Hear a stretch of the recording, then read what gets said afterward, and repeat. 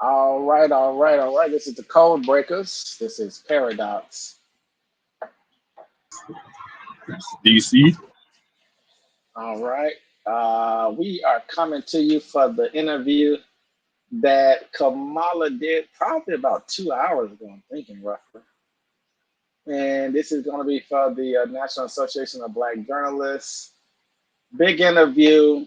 I think DC listened to the whole thing. I skipped through some of it, so I can have a kind of a first reaction to some of it.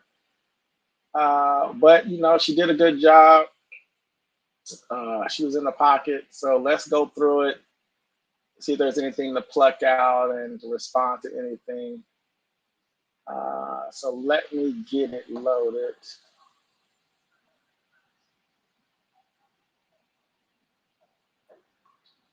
Oh, it's about an hour. Is it an hour long? I don't know. It's a whole hour. It might be. Okay. So it is. I think it is almost pretty much an hour. Okay. That's a heavy interview. I jumped through it because I didn't want to. It was getting good, so I didn't want to have to react twice. And Liz Cheney. So we also got some other stuff coming up after this, but it's gonna probably not be a part of this stream. We're gonna do another one probably tonight or this, depending on how long this goes, probably tonight or this evening, to sort of touch back on the Trump shootings and whatever, finish up with that and anything else that's going on with other. There's some other interviews out there as well. I think Liz Cheney had to sit down with one of the local news stations, and Tim Walz and some other stuff is going on. So we might touch that later on tonight. But I wanted this one to be focused on not just me, but DC as well. I want this one to be focused pretty much just on Kamala. And let's see where it goes. Let's see where this goes, and we'll just do this one and then get up out of here. So let's get started.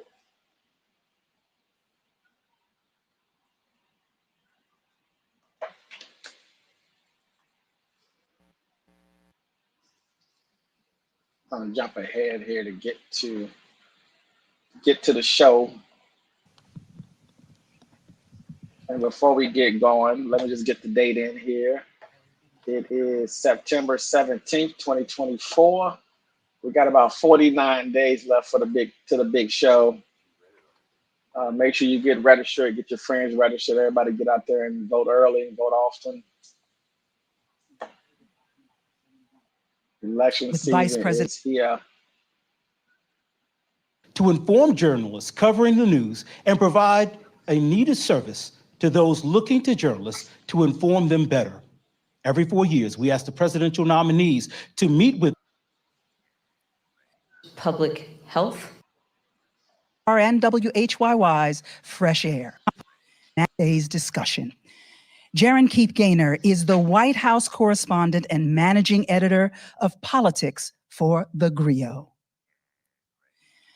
Eugene Daniels is co-author of the Politico Playbook and is Politico's White House correspondent.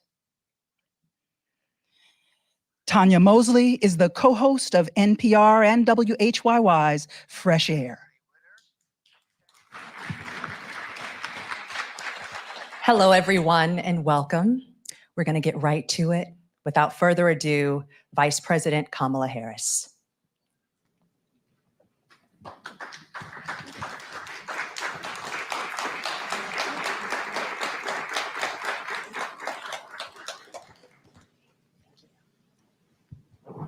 Good afternoon, everyone. Madam Vice President, thank you so much for doing this and making the time. Of course. Just a little bit busy right now. We want to start on an issue that Americans across the country say is their number one concern, and that's the economy. Mm-hmm. A question that has been asked of you and everybody that's on the Democratic side is whether or not voters are better off now than they were 4 years ago. Are they better off now than they were 4 years ago? So when we came into, well, first of all, let me just say, it is good to be with the National Association of Black Journalists, and I thank you for the work you do and that your members do every day. It is very important that we ensure that this organization and your members always have the resources and the platforms to deliver the voices that must be heard. So I thank you for hosting me today. 4 years ago, when we came in during the worst unemployment since the Great Depression. We came in during the worst public health epidemic in centuries. We came in after the worst attack on our democracy since the Civil War. And a lot of it due in large part to the mismanagement by the former president as it relates to COVID and obviously January 6th. And we had then a lot of work to do to clean up a mess. As of today, we have created over 16 million new jobs, over 800,000 new manufacturing jobs. We have the lowest Black unemployment rate in generations. We have invested in small businesses, and they're to the benefit of many people, but including Black small businesses, some of the highest rate of creation of new Black small businesses in years. We have done the work of capping the cost of prescription medication for our seniors for issues like insulin. And again, I'm speaking to the Black journalists who care about all people, but in particular, I'll talk about the impact on Black people, where we know Black folks are 60% more likely to be diagnosed with diabetes. And we have now finally capped the cost of insulin for our seniors at $35 a month, capped the cost of prescription medication for our seniors at $2,000 a year, because we, unlike the former president who promised to do it, we finally have allowed Medicare to negotiate drug prices against the big pharmaceutical companies. And these are just some of the accomplishments. Can you pause it real quick? Is the price of groceries still too high? So I want to make sure that is not missed. I think that like I said, for every criticism that she has gotten, I think she has basically answered all of them now, right? She's done the interviews. They criticized her about the NABJ, which the reason why she didn't go to the first one is because she went to who's the representative out of Texas that passed recently, which was her mentor in the CBC. Yes. Do you remember? Oh, of course. Yeah, of course. Her name is sitting right now, but yeah, of course. Jackson. Yeah, but that's I'm saying for Sheila Jackson. Yeah, Sheila Jackson Lee. The reason why she didn't actually go was because of that. There was no other reason why, she didn't actually turn up. So it wasn't because she was scared of Trump or any of that. So I mean, I just wanted to just make sure that that's being pivotal here, and then like her speaking specifically about policy, and then tying it to Black people, and then what they did in the administration to ease that particular burden when it comes down to the pricing of insulin and stuff like that, tying it to diabetes, and of course the higher rates within the Black community. So I think that's a good tie-in. I just didn't want that to be lost. So you can go ahead and all right. Press play. And just so I can level set. Now, with this interview, are you going to be responding to Republicans or who? Well, really for me, I have critiqued her. Very, very difficult. To me, this was for Black people. I think this was as much as she could do. And I think they did not ask her the right questions to kind of get her to be even more open. I think she was in the pocket to be. But I think this answers a lot of her racial questions without delving too deeply into race. So no, you can continue it. I'll I'm level setting though. I mean, I can keep going if you want me to. I'm gonna let you sort of drive this one. So I just want to be sure so I know what angle to come from. So you're looking at it from a more race based than yes. More heavily leaning more on the race side than on the Democrat versus Republican side, right? Right. Because so I don't think is the assumption that this is going to go. I'm assuming this is all going to get filtered through the Black community on some level. I'm guessing. I don't know. Yes. Yes. I mean, because this is answering questions. I mean, this is answering to the Black electorate, people that ask, well, what have you done for Black people, or what do you think that she has done for Black people, or what do you think? Like this is like kind of like answering your question in a formal way through this interview to a degree. Okay. That's how I see All it. right. So Even did with you the want to answers break written. down the black electorate a little bit more, or do you want to play the interview? So I don't want to get too much in the weeds. I Since don't you want to. no since Why you I'm, haven't why I'm since you asking. haven't listened to it. No, since you Right. haven't listened to it, we can I listened go to through some it. of It's it. not I jumped around on it. But I didn't well. want it It's all at not. once because it was getting good. I'm like, I gotta wait. I want to Yeah, do it kind of it's not fresh. long, so I don't want to disturb the flow. I just wanted to kind of hit pinpoint that because I just want people to understand these are answering. She's answering you, but she's doing it in a specific way, in my Right. opinion. Okay, she's Right. doing it in a specific way to where it's still presidential. We're still in a presidential campaign, but I'm speaking to black people to a degree. You see what I'm saying? Like I'm talking to you Okay. guys. Like I'm talking to you Because directly. Is what I'm saying. Yeah, because I'm streaming some other Not a stuff as not a well. Democrat, not a Democrat, not a Right. Republican kind of deal. I'm saying that I'm speaking directly to black people. Even when she gets to Ohio and she talks about Ohio, it's clearly that she's talking about black people and how black people are looked at, and then how basically race kind of overrides culture, all of that kind of deal. So I'll get into the nuance if you want to, but I mean I Oh think no, she's no, no. I pretty was just clear saying about that. it. You know. I was saying that because, like you said, it all depends on who's listening, Yeah. and just how they're interpreting their own personal reality. In a sense, and what I mean by that is, you would get somebody Well, to some say something. people. Go ahead. In some people's eyes, people believe that economies and international politics is more paramount to what we talk about here in the U.S. when it comes down to presidential elections. I'll call Right, but cap on that.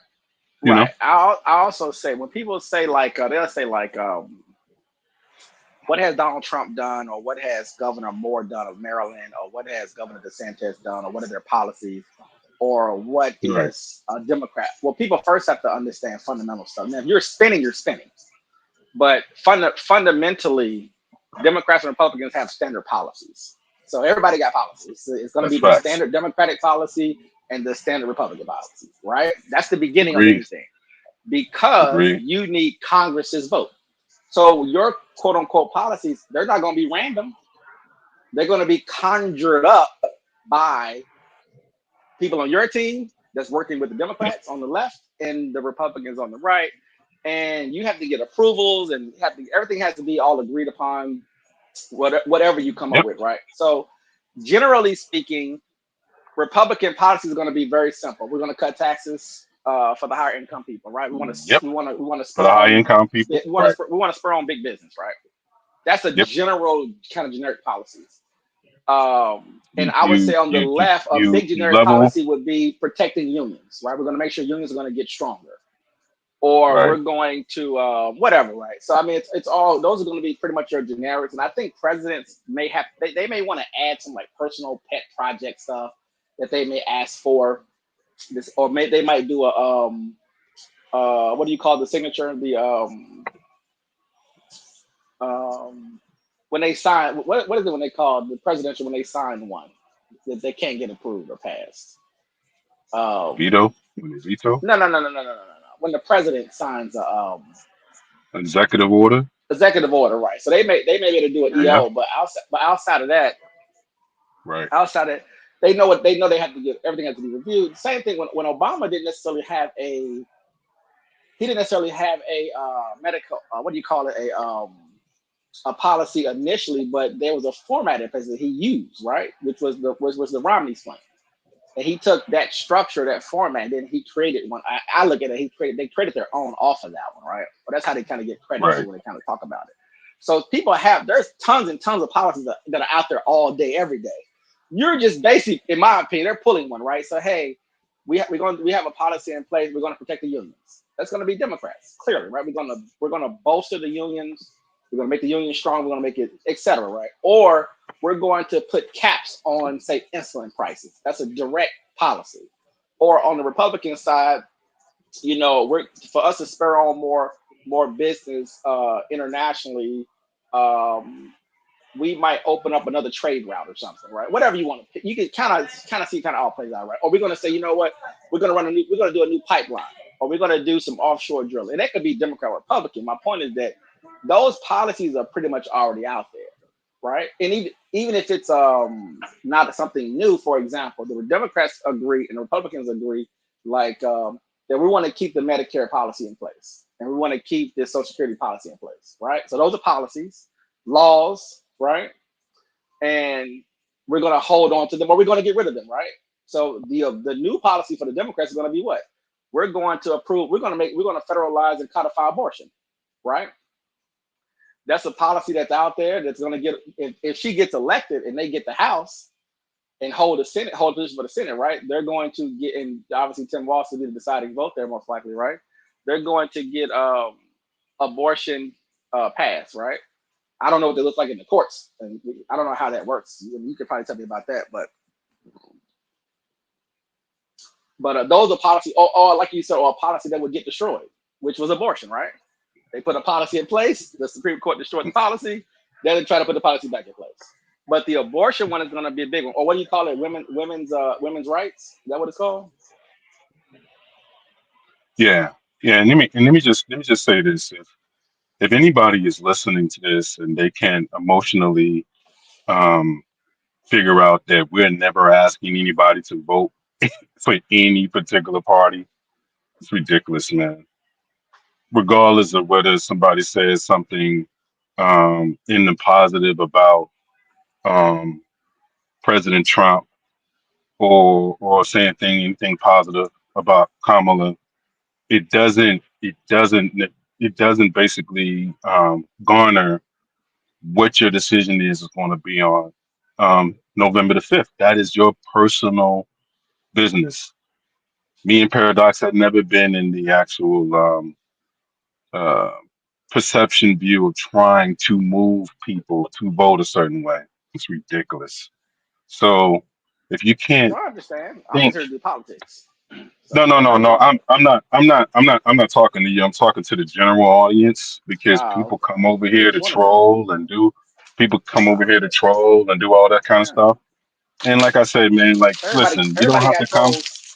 No. But let me just say this though, seriously, because you don't have to come over here and listen. For any of those people that are naysayers, you want to get back to people and tell them about what we're talking about over here.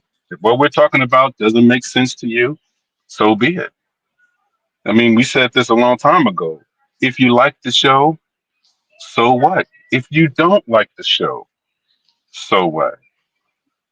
Make the proper decision for yourself and decide on the facts as you know it. We're not here to try to change your mind on anything. We're giving our observations, I don't care our if analysis. you change. I know you I don't don't care care. what you do. I know you don't care. I'm just saying it because Two to tears in a me, bucket. Fuck it.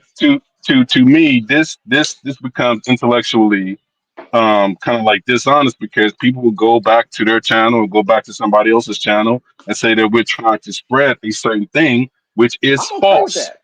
But I'm okay with that. It's Fuck 'em. false. I'm okay with So it. let me just I'm not okay with it. So I I mean got you. I hear you. I'm just putting That's your my thing. 2 cents in the So sand. yeah. I don't give a flying fuck about these people at all. 0%. So they don't move I know you anything. don't. I don't even I like know you talking don't. about it, to be honest with you. This is probably my I last know time you even don't. talking about I other know. things that's going on. I'm gonna stay focused on politics and the people that matter. That other shit Yeah, I don't care about none of that shit. I'm let's done move on. having those conversations.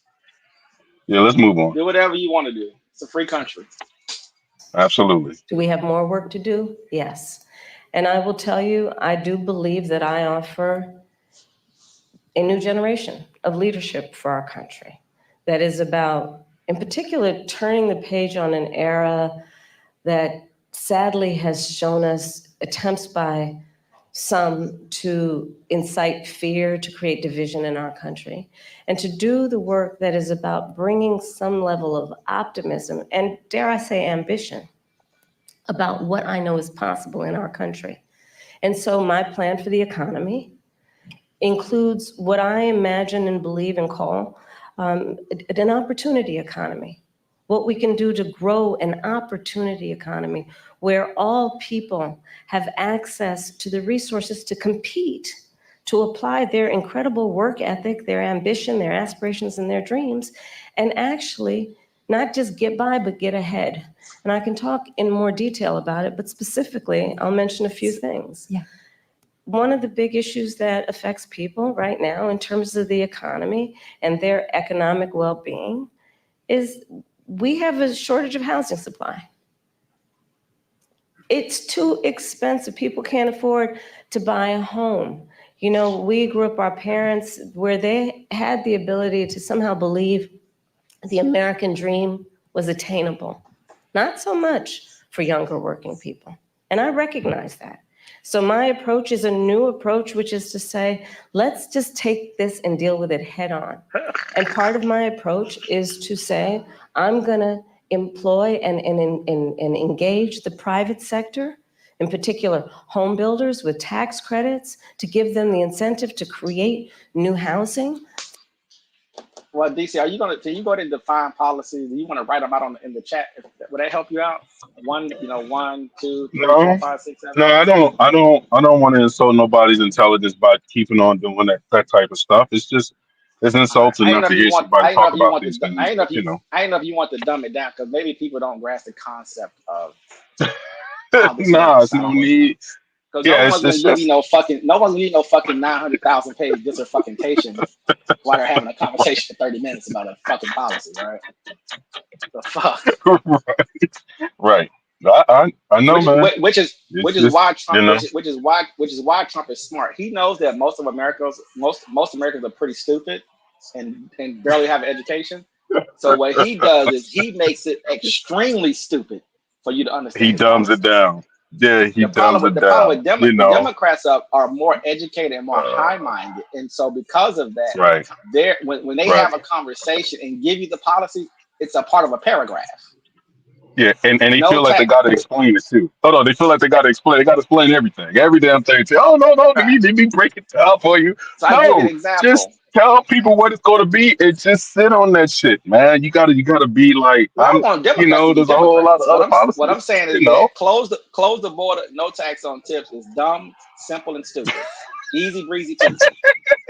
But that's the Republican style, and there's nothing wrong with that. It's a bumper.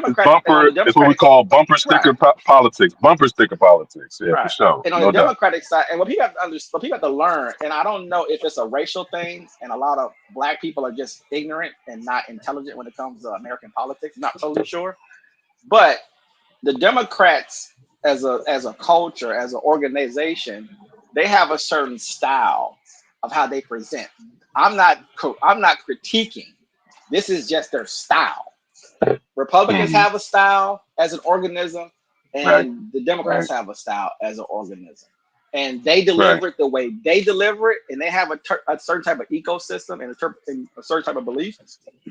And the people who actually run the Democratic Party, if anybody spent any time just following those people, you will sort of learn their culture and how Democrats see one another, how they speak to one another, and how they. But I think what happens is a lot of low-level, idiotic, common people, bottom feeders, don't really know anything about the actual parties and the culture of the parties. So the assumption is, hey, talk this way. You see what I'm saying? But it's like, that's not how it works. They have a certain way they do things because they're appealing to 90 million, 100 million people or whatever the number is, right? So what they have been doing has been working. Who cares what you think at the end of the day, right? Make your decision as an individual, right? It works, yeah. As an organization, if you really understand, and it could be frustrating as a nobody, as a powerless person, it could be frustrating when you're banging on that door trying to say, hey, listen to me, talk to me this way. They're just not going to do that, Democrat or Republican, depending on what you're asking for, obviously, right? It's just interesting that people tend not to grasp that concept, and you're pulling on them. So, for example, when Democrats decided to go more corporate under Bill Clinton, a lot of the white working class felt left behind. They didn't change because of that. It just is what it is. Absolutely. We're going to get these particular votes. We're going to talk this particular way. We're going to deal with these particular people, and it's okay. Who gives a shit?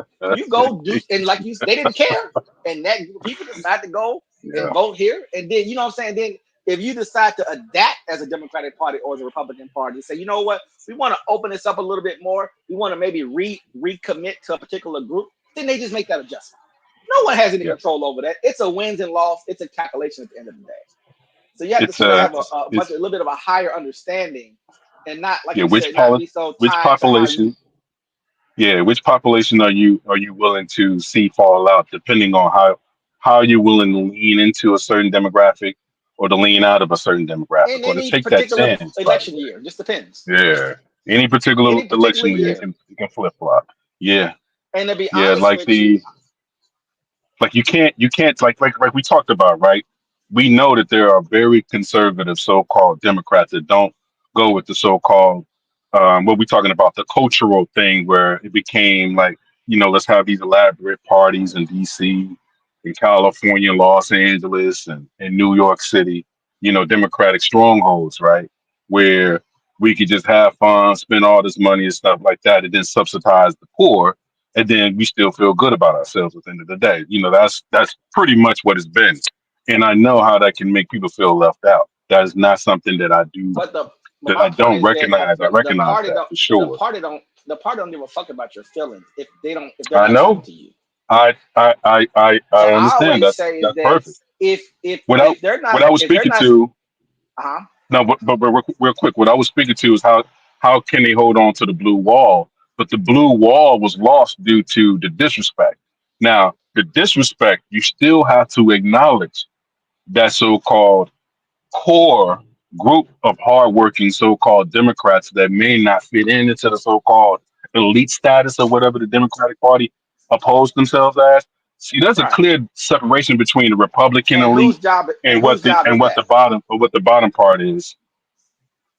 You talking about as far as holding on to the like the right. blue collar class of the Democrats, Well, whose job if that you're is? actually studying the politics, at the end of the day, it is what it is, right? The Democrats, Yes, the people in the middle, decided to say, you know what? Hey guys, listen to us. We need to go back to these people, and they just did it, and that's that. right, Not that heavy. right, So right. like you said, people doing all the other shit. To me, I don't. Whatever. At the end of the day, whatever, right? Because you're not running anything. You're just here to observe it. So it's kind of like, well, and on the Democratic side, I watched it happen. I watched them say, hey, this is a moment in time where you guys need to get back to focusing on working class white voters. And so they just did it. Yep. Simple as that. Yep. And I mean, on to the next this conversation, election right? clear. Yeah. Yeah. I And mean, it's so clear what they did. No doubt. No now the doubt. No doubt. Republicans and the Democrats are both fighting for the white working class vote in 2024. This Yep. is where we're at. Yep. Joe Because Biden without got him in breaking the blue, 2020, and yeah. Kamala's trying to hold Yep. him. It's just that simple. Yep. Without breaking Now, the there's no blue wall, emotions in it. you don't win I no don't election. care why You don't they win doing it. election. Means nothing to me either way. That's just what the politics are. That's what the politics are. Anything outside of that ain't this channel. Sorry, go somewhere else. 3 million by the end of my first term, and understanding that not everybody is, handed a silver spoon, but works hard and is trying to save up for a down payment. Part of my plan under my opportunity economy is to give first-time home buyers a $25,000 down payment assistance so they can just get their foot in the door to be able to then engage in what will prove to be their opportunity to build intergenerational wealth. And here's my personal experience coming at that. I grew up a middle-class kid. My mother was hardworking. She raised me and my sister Maya. She saved up. And it was only by the time I was a teenager that she could afford to actually buy her first home. Pause real quick, Paradox. Pause real quick. I want people to really understand that she just basically just filled in the blanks for you, what you was just talking about. What she's going after right now, what they decided to actually say we're going to go after. I'm very middle class. My mom worked extremely hard, not taking that so-called group for granted, like they were taking it for granted especially during Hillary's election. Doing that run from like 2000, I would say from 2012 to 2016. The Democrats were losing their mind. I mean, it was out of control. It was just everything was politically incorrect. It was just all of this talk about, LG. I mean, it was just on overdrive because I think both parties. I know, but I think seriously though. Parties. I mean, we went America, crazy with it, man. It went crazy on overload, bro. Politically speaking, I didn't have an issue with it. Politically speaking, The problem is the sleeping giant woke up. And they said that back in 2004. They were like, we are the sleeping giants. Do not wake us up. They woke us up with Trump. Trump is the response to the Democrats. It's not a backlash to Obama, in my opinion. It's more of a class-based response, even though a lot of the people who are MAGA are in the middle class and upper class. Those people at the bottom of America, and I mean, this is the white people's bottom. You know the sad part about it? They really won't talk about it. I've been trying to find it for years where somebody really, this one lady did write a book about the Tea Party. I gotta go grab. I take that back. She did do that, but it's a small book though. But anyway, it's not really that heavy loaded with information for us. It just her just talking really. But anyway, they woke those people up. I think they thought that those folks would just disappear. Maybe they were going to just I don't know what they were thinking. And I don't know what made them wake up. I don't really know what was going on. Maybe it is Obama. Maybe it is people of color getting more positions of power. Maybe that's what did it. Maybe that was the trigger, possibly. Could be a backlash. I feel like they've been trying to send a message to rich white people for a long time, by the way. Not even 2000, really back in the 80s and 90s. And as the tech world was coming online and the society was changing and the money was getting bigger, and it seemed like at the moment, 80s and 90s, when corporations started getting bigger, more consolidated, and rich white people were getting further and further away. You know, when they come up with those statistics saying how the CEO makes 500 times more than the average worker, whatever. In my opinion, when you hear a lot of that data, they're talking about their own race of people. In my opinion, that's sort of how I look at a lot of the stuff when it comes to the economy and the stock market. And they kept saying over and over again, you're getting left behind. You're getting left behind. They're not paying enough money, right? These companies are consolidating. They're going overseas. Their automation is coming. That was a direct attack on white people. And they was gutting out the middle class, not blacks and Asians and Hispanics, the white middle class. But they would never attach the race word to it. You know what I'm saying? But it's clear that's what it was. I mean, you know, we could have said we do that back then anyway, of course, right? But when that MAGA group and that Tea Party group pops up, which are still middle class, lower class, and upper class white people, all kind of mixed together, of course. But when you saw when Trump took office and what he was talking about, it proved the point that you cannot. And what's so funny about it, they purposely hired him because of what he is: rich, billionaire. He can talk to these kind of people. He's on their level, right? But he's a disruptor at the same time. And so now we're still dealing with it. And the sad part is this. Unfortunately, this is the sad part, in my opinion. The Democrats and Republicans can't save them. They can't be saved. That's the real conversation they don't want to have, is that the loans that she's talking about, these are people who are motivated. Everything that she's talking about and everything Trump is talking about are Americans who are motivated to actually do something to get out of their situation, right? But if you're not willing to do those things, you're going to be in the same place you're going to be in. And then you're going to be the same people or persons that complain about they're not doing anything. Where are the policies? Why don't they do this? And it's kind of like, it doesn't work like that. They're not going to hold your hand. That part, by the way, in my opinion, it does get missed, which is why I think the people on the far left understand what I just said and why they just say, it's just better just give them handouts. Why make this difficult? You're not going to motivate anybody once they're 30, 40, 50. I mean, maybe 1%, 2% of that group. But for the most part, they're going to stay right where they are. And that's proven data over the last 50 years. I can't make it up. Yeah. I cannot make it up. But the anger still got to be managed, and they still got to be fantasizing. appeased to. Right. They're still fantasizing. Exactly right. You are who you are at the end of the day. You're born into a certain demographic. Pretty much that's where you're going to remain. You may move up here or there, move down here or there, but you know, it is what it is. The numbers have kind of been proven out to be accurate when it comes down to that. You know, you get a couple of people move up here and there, but you know, it's very difficult to kind of change the trajectory of your situation. So. And Republicans, the former Republicans, used to say that, and that was the balance I felt like, which is you need to hold your own nuts, and the Democrats like, well, we'll hold your nuts for you.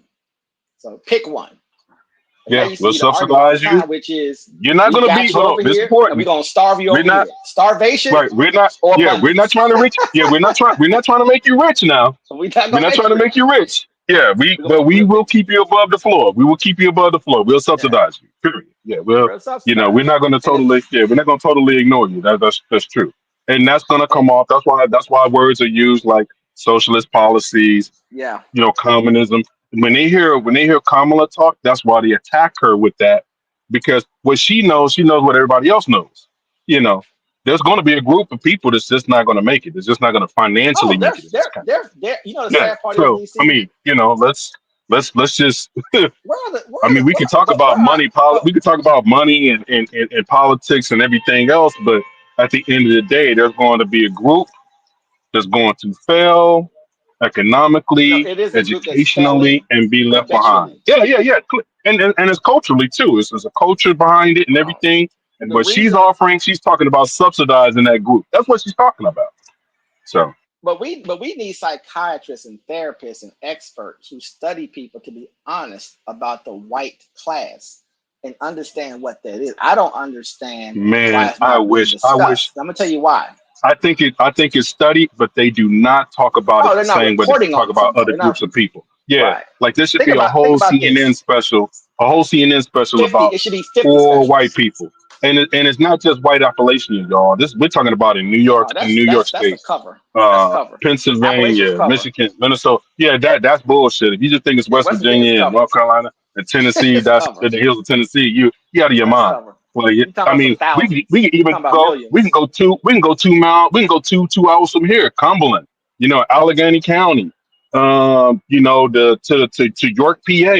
There are plenty of small towns, just like Springfield, Millions. Ohio, Oh, where there are hundreds of thousands. where there are 100,000 of those towns. poor, unmotivated, uneducated white people, Millions and of them. these people are on welfare and they're on subsidies. That's just a fact. And they're And able when you talk to like join. this, Mhm. go ahead. No, And I go was ahead. just saying, and they're able to join organizations, which is why you have so many militias, which is why you have the Klan, you have all these other groups. It's just people, obviously it's hate of non-whites. That's the fundamental part of it. But the pressure I to be was able to I was recruit going to those get I was people, going the to get to that ties, to the end too, because the like I pressure. say, me and you, Uh-huh. we have tried our best to not talk about race on this channel. I mean, we decided to be like, hey man, let's see if we can actually go without doing it. But it It's just keeps impossible. the motivation for people, the individuals in this country, the heartbeat. And I don't care what you say, because at the end of the day, it doesn't. People are not voting strictly because of these economic. It's not. That's not what's happening. Because if that was the No, case, but it's because they clearly know they Mississippi can't wouldn't get vote the way nothing. that they do. No, But they that's know but the that but truth. I'm not going to get nothing. exactly This is all I exactly got. exactly. And I'm this not mean going to read no more and not only books. that, I'm not going to go not learn only that, anything. I'm this is not what going it to means to trade be school. American. But Yeah, even bigger than trade that, school. though, Look, Paradox. DC. This is what it means to If be you're American 50 too, years bro. old, Hold if on. you're 50 years old right now, Taking my gun away is like taking away my whiteness, bro. That's literally what it's literally the it's people all that you got, distractions, bro. It's all the people distractions. I know, but the It's people all that you got distractions. like that either following us or that we're following through our Twitter page, right? I just look through it and I see in the grievance party, right? What I call it, the Republican Party at this particular moment. They're the grievance party now, not the upward hold your bound your nuts party. They have I'm not they have totally fallen sure if into they're the even. grievances now. I'm not even sure if they're Republican. I'm not even sure. I'm not even really even in a funny kind of way. I'm not really even talking about people who actually vote. Because see, it gets mixed in. It's all getting mixed together, in my opinion. There is people who they're not voting. Millions upon 50%, 40% or whatever it is. They're not voting. Half of the white population of adults are not going to vote, roughly, right? But they still have grievances. They loud, they're disruptive, they're online, but they don't participate. They're anti everything.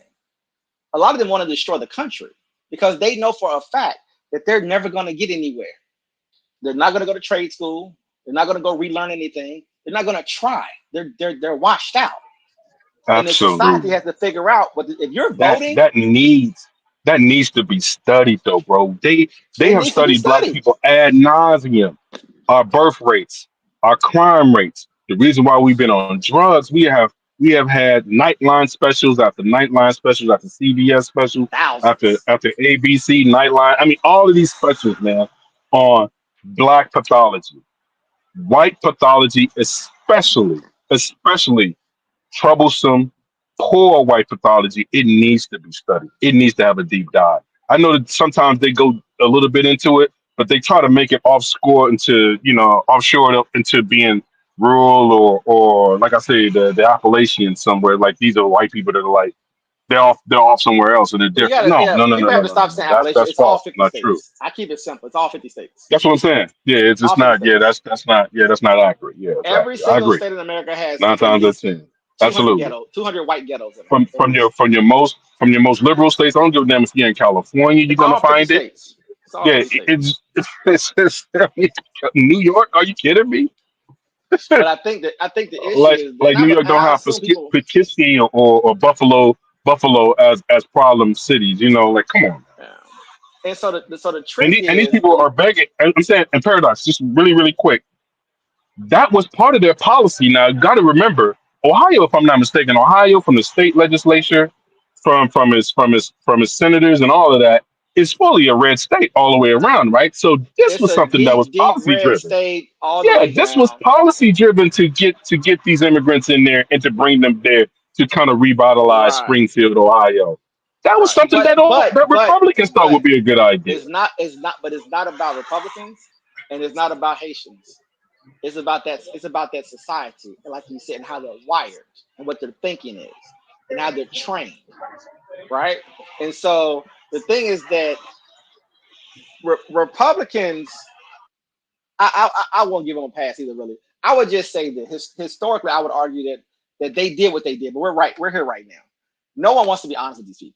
I'll put it that way. So I won't give anybody a pass. Really, the pass is from really. If I went back in time, I could make a cleaner argument about how you're being treated depending on which side you was on.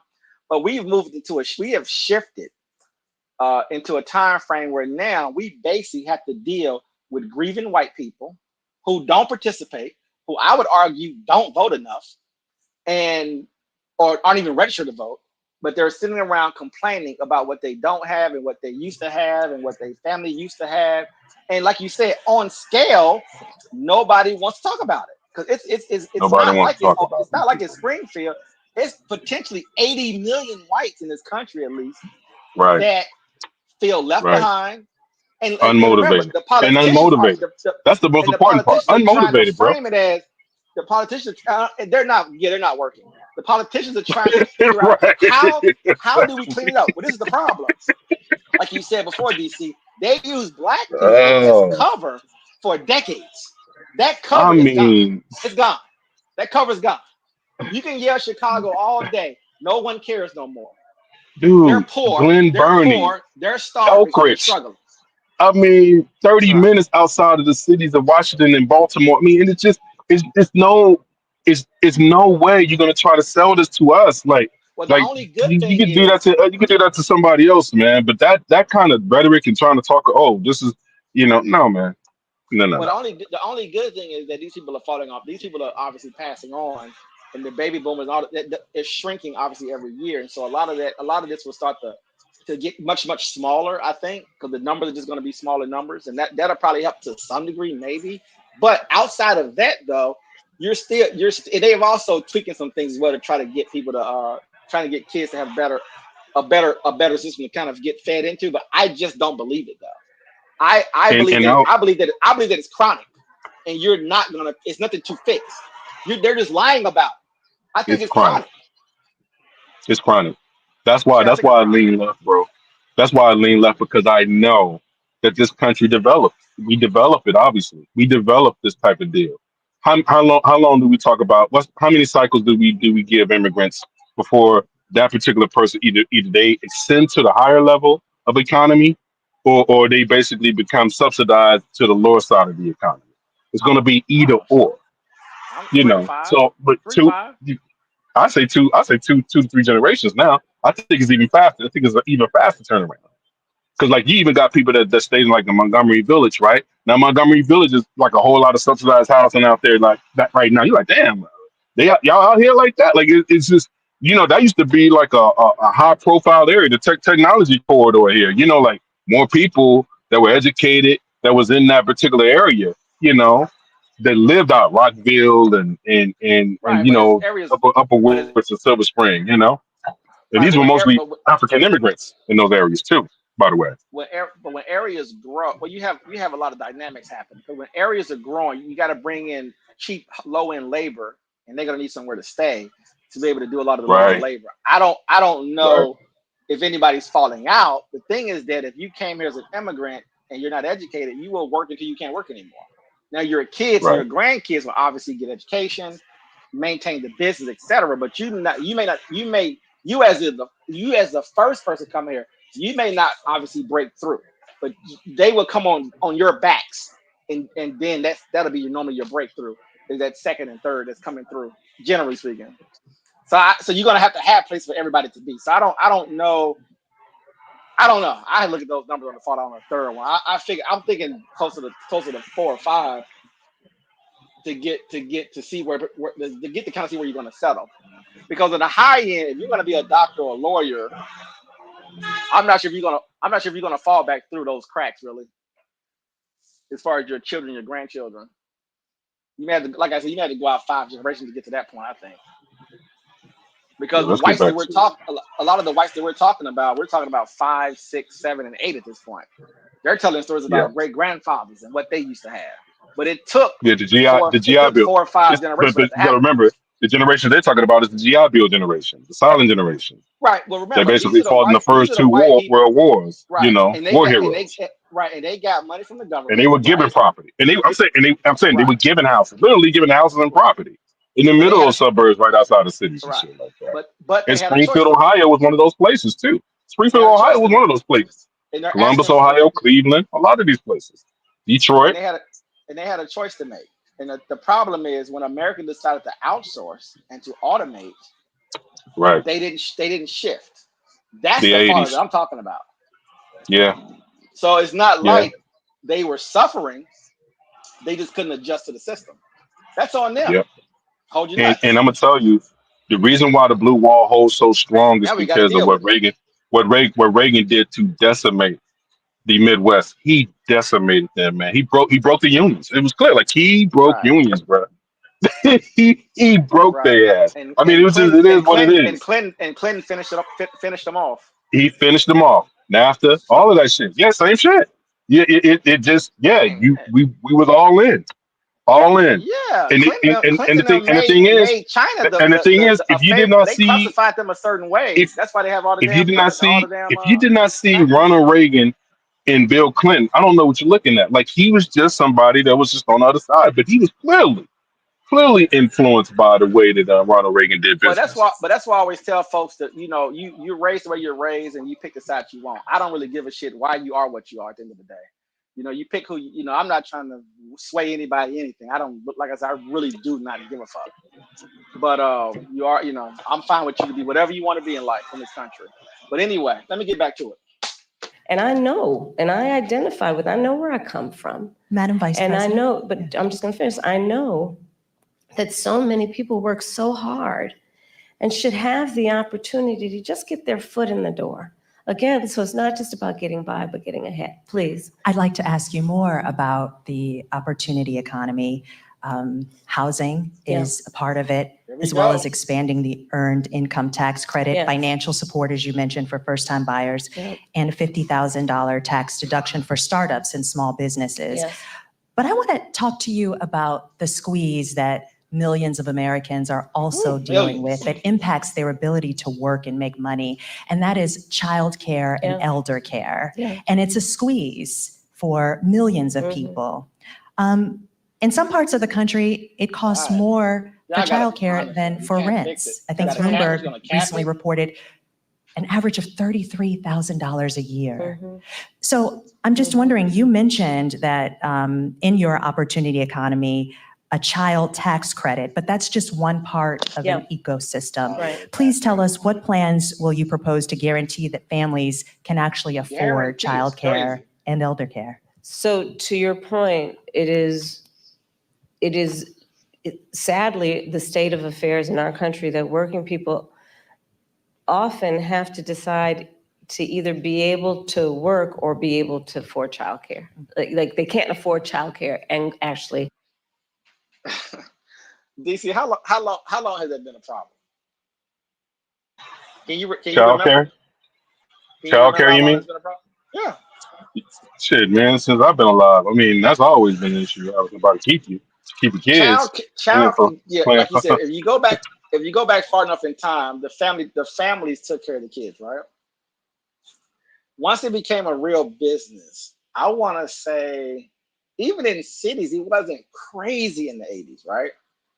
And then the 90s hit, still wasn't, to me, from what I know, at least on the East Coast and in the South, I still say it wasn't crazy. But man, something that happened, I don't know what happened in the 2000s, bro. But the number just kept going up, and it's still going up, of course, but just kept going up. And I remember people talking in early 2000s, late 90s, early 2000s, talking about, well, what's the point of getting a job? And I mean, and that's meaning depending on what class you're in, right? What's the point of getting a job if I'm paying $800 a month or $500 a month? Those are paychecks depending on your class level. So it's very, very interesting that I feel like it's been a problem for at least 25 years, if not 35.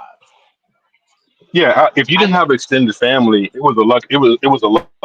It was a luxury if you didn't have It's a extended family. luxury. Like you had to make a lot. You had to make some serious money Yeah, to have daycare. You had to pay for daycare, especially. You had to pay for daycare Shit, I know some and people, man. They aftercare. making like they're making a good $1,000 per kid, man, a week with daycare. A week. Remember that from way back in back in the day. Yeah, yeah. Like Now, watch even this like now. one of my mom's friends. She had like a neighborhood where she would keep some of the people's kids while the parents were still working. They'll come to her apartment or whatnot, and then pick up their children and then take them home. And they were paying her. I know they were at least paying her at least $100. $250 a day. It was crazy. What I find funny. Anyway, I don't want to do the capitalist thing right now, but I mean, I wish you would just say that's just the reality of it. You can't. Anyway, the government. I just can't do it. I'm gonna let it go. These are what hold on. So paradox. So pause real quick. Now you got to remember, we're talking about you're creating a candidate to beat you. So the grievances that people are talking about, that's what she's answering. She's Oh listening no, to people. they asked Trump this question at the billionaires ball 2 weeks ago. Hey, what did he say? Didn't say drill, baby, drill. It was word salad. Word salad. I'll play it for you. It was terrible. And they haven't asked him about it since.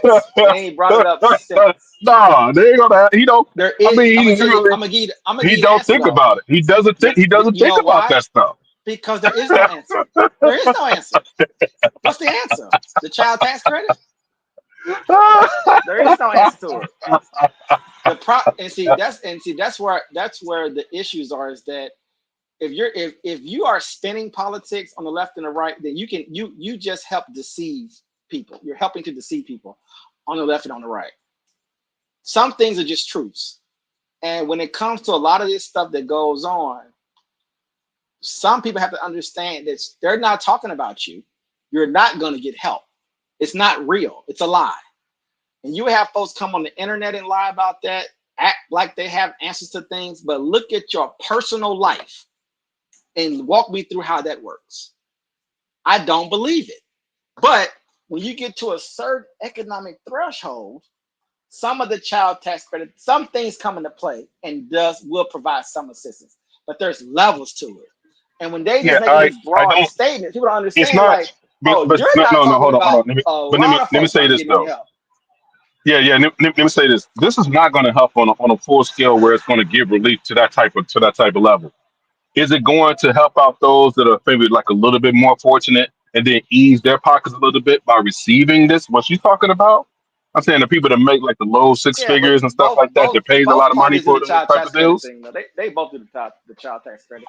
They're just kicking the can down the road. They got to be honest. They got to tell the truth and say, look, guys, it is what it is. Absolutely. It's capitalism at its finest. It's going to be expensive and you can't afford it. That's just life.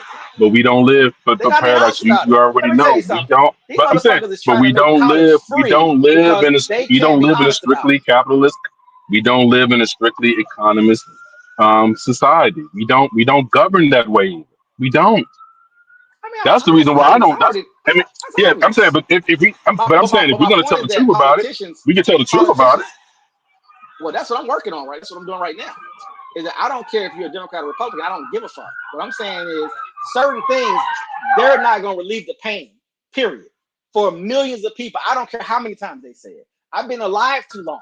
I've been through too many governors and too many Congress people, too many senators, and too many presidents. I know better. I know what the numbers are. There will. So I like the way Biden talks about it. There's going to be fallout. There's going to be people that's going to hurt. There's going to be people that's going to hurt. The job is to allow people to take medicine by putting something on to make it easier to go down. They're managing something. The problem is things get when people want to try to create deception by being a Republican or Democrat and talk on the internet or wherever they're talking. That's what I'm trying to target, which is I don't care what you are. You're not saying you're a liar. If you think that the federal government and state governments are going to save you in a sense that yeah, absolutely. We're gonna come in here and we're gonna fix childcare. Well, damn. No. What that look now? I will tell you this. Now I will tell you this. Now we'll do this though. Now, if she said, now we'll give you this though. Now, if she says we're gonna federalize it, okay. Now we're talking about something, right? We're gonna offer an alternative to private child care by offering you state child care. That would be federal. Yeah, that would be too. Yeah, that would be a mess, bro. Right? Yeah, that would be a mess, bro. That's something that I hope that never happens. I'd rather them say that we'll give you a child tax break or something like that, whatever.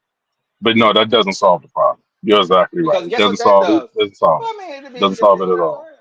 We'll see. I don't know. Even when you get because guess what people do? Because guess what people do? They don't even plan for these things. It's not like their spending habits are going to change in the course of a year, waiting for their so-called tax credit that they're going to get in April or whatever. I'm gonna be honest with you. Save your money. Go drive Uber. Put your money. Sacrifice. I know people. I personally know people who have made hard decisions to put their kid in private school. I do too. The government did not help. I do too, man. The state didn't help. The feds didn't help. That's the individual. I know people that made crazy decisions about it. And a lot of stuff. Crazy sacrifices, man, for that. Making so-called good money too. Not living hard, but it comes off as hard because of all the time that they got to put in to kind of have their children go to a school that costs like $10,000 a semester. I mean, it's tough. I know. It's tough. You know that. Yeah, absolutely. No doubt. It's too expensive and it doesn't actually level out in terms of the expense versus the income. My plan is that no working family should pay more than 7% of their income in childcare. Because I know that when you talk about the return on that investment, allowing people to work, allowing people to pursue their dreams in terms of how they want to work, where they want to work, benefits us all. It strengthens the entire economy. We saw, for example, during the pandemic, what happened. No. Don't let her off the hook. No. My plan is actually to. So I'm just wondering, you mentioned that in your opportunity economy, a child tax credit, but that's just one part of an ecosystem. Right. Please tell us, what plans will you propose to guarantee that families can actually afford childcare? The nerve of this woman to ask for a guarantee, that's the word that she want to use in this question. That's interesting. See, that's what I'm saying about trying to call. Hold up, but pause it real quick. See, that's what I'm saying. See, like the deception is in the question itself. Like you're forcing her into trying to solve a problem that is, like you just said, it's not solvable. Can we give you a little bit of relief within the time frame of basically putting into a tax break without being that directly involved in your child care throughout the year? Maybe. I'm not going to even say it's guaranteed. Maybe that can happen. But there's no overarching type of federalization of child care. Like that would be the closest thing we have to that is the public school system and charter schools. I mean, we got it already. but I thought she might say, other than let's that, investigate, another program. the child care industry and find out Yeah, I what's the think reasonable that's prices. still I thought she it might would would even said be that, it would but they be. don't want to touch that either though. You want hold on? You want to talk about gouging prices on people depending on where you stay? It's criminal, Oh bro. my It's criminal. God! Ooh, I $1,000 mean, for your kid to do robbing to do Peter to crayons pay and finger Paul. painting.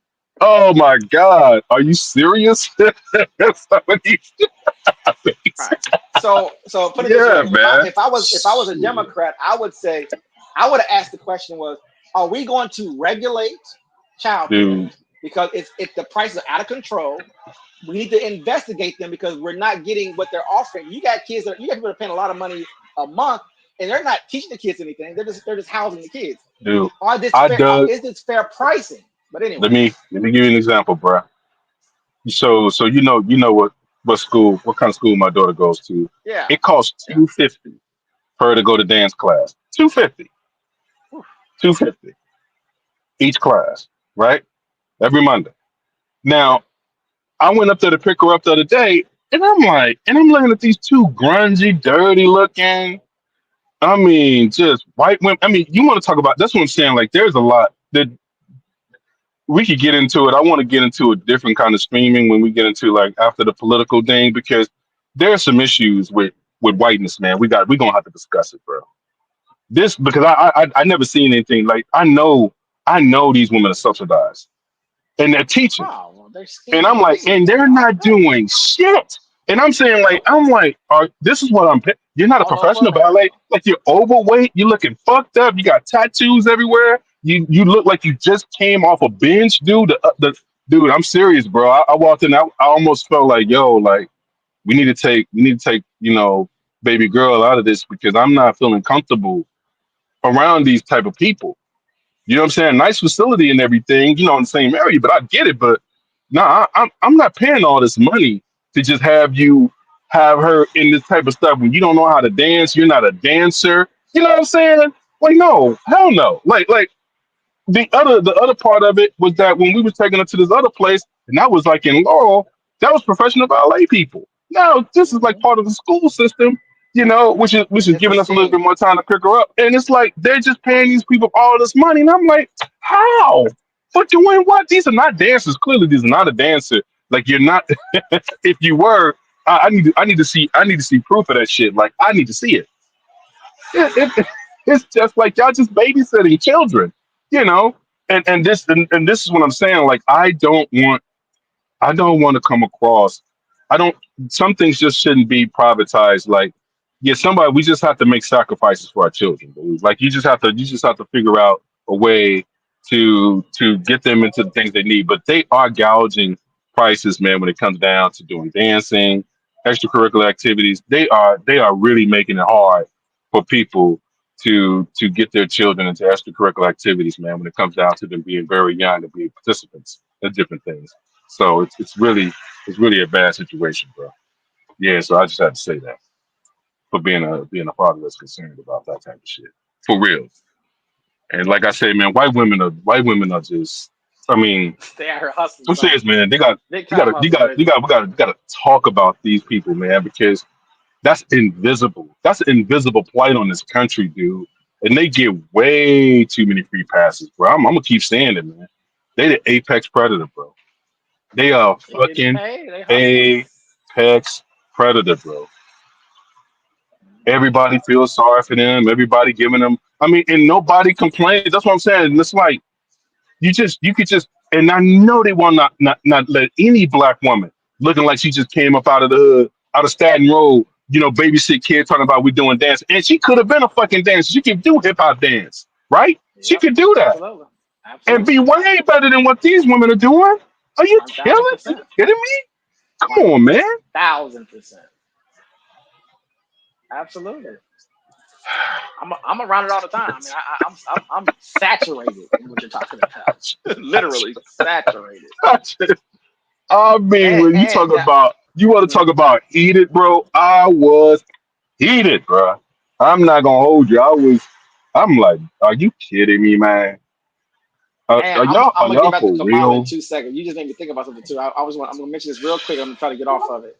from in the Bro. Haitian situation with black people. I'm gonna tell you something. I don't even know how to talk about it. That's why I'm so upset about it. But I would say this: Just black try not to people. go inside. Try No, not no. to I'm go just gonna inside say black, this: bro. black people. Well, I'm not gonna do that. I'm good. But black people have to because like I told you before, right? How do you watch the process happen when you're trying to take these positions about immigrants or new people that look like you that will have to be integrated into your group at some point over time based off of the racial categories in America, at least. You see what's happening right now. I'm watching a lot of white people come out to speak positively about Haitians, just to put that out there. And I mean a lot of powerful people. And I mean telling stories and laying it all out there. There are some black people who are talking about it as well, but I know what we can do, and I'm a little disappointed that we're not louder yet, and bringing them in and ingratiating them into the system. And then you're going to be complaining though when you're trying to figure out why they're so anti in the future. But I'm gonna leave that there. Yep. That'll take care of itself. But that is one reason when people say, well, why this and why that? Well, we act like we really true. We keep saying we're doing something, but are we really though? And this is giving me a good example of people are more focused on other things in this country than focusing on it. This would be an opportunity, politically speaking and culturally speaking, to come out in mass to get that checked, especially with the Klan there and the skinheads and some of these other neo-Nazi groups that are out there right now. I'm gonna wait and watch. Though. But it's saying a lot by just put it out there, DC. It's saying a lot. It's easy to get to Ohio, and Cleveland and them other places are not far away. And I don't think I've seen any black celebrities or black athletes say too much, except for a couple of people. But I can't think of his name right now. But here and there, but it's not what I'm looking for. I know it when I see it, right? And I'm a little surprised by that. It's really a golden opportunity to not only show Haitians, but to really show all non-whites in the era of social media, by the way, since the 90s, to really show us coming out in full force for people with dark skin. So it's very interesting at this exact date today. And we'll see if some of the organizations get a little bit louder about it. And I hope we're not waiting for somebody to get killed to actually jump on it or whatever. But anyway, let me get back to this. So to your point, it is sadly the state of affairs in our country that working people often have to decide to either be able to work or be able to afford childcare.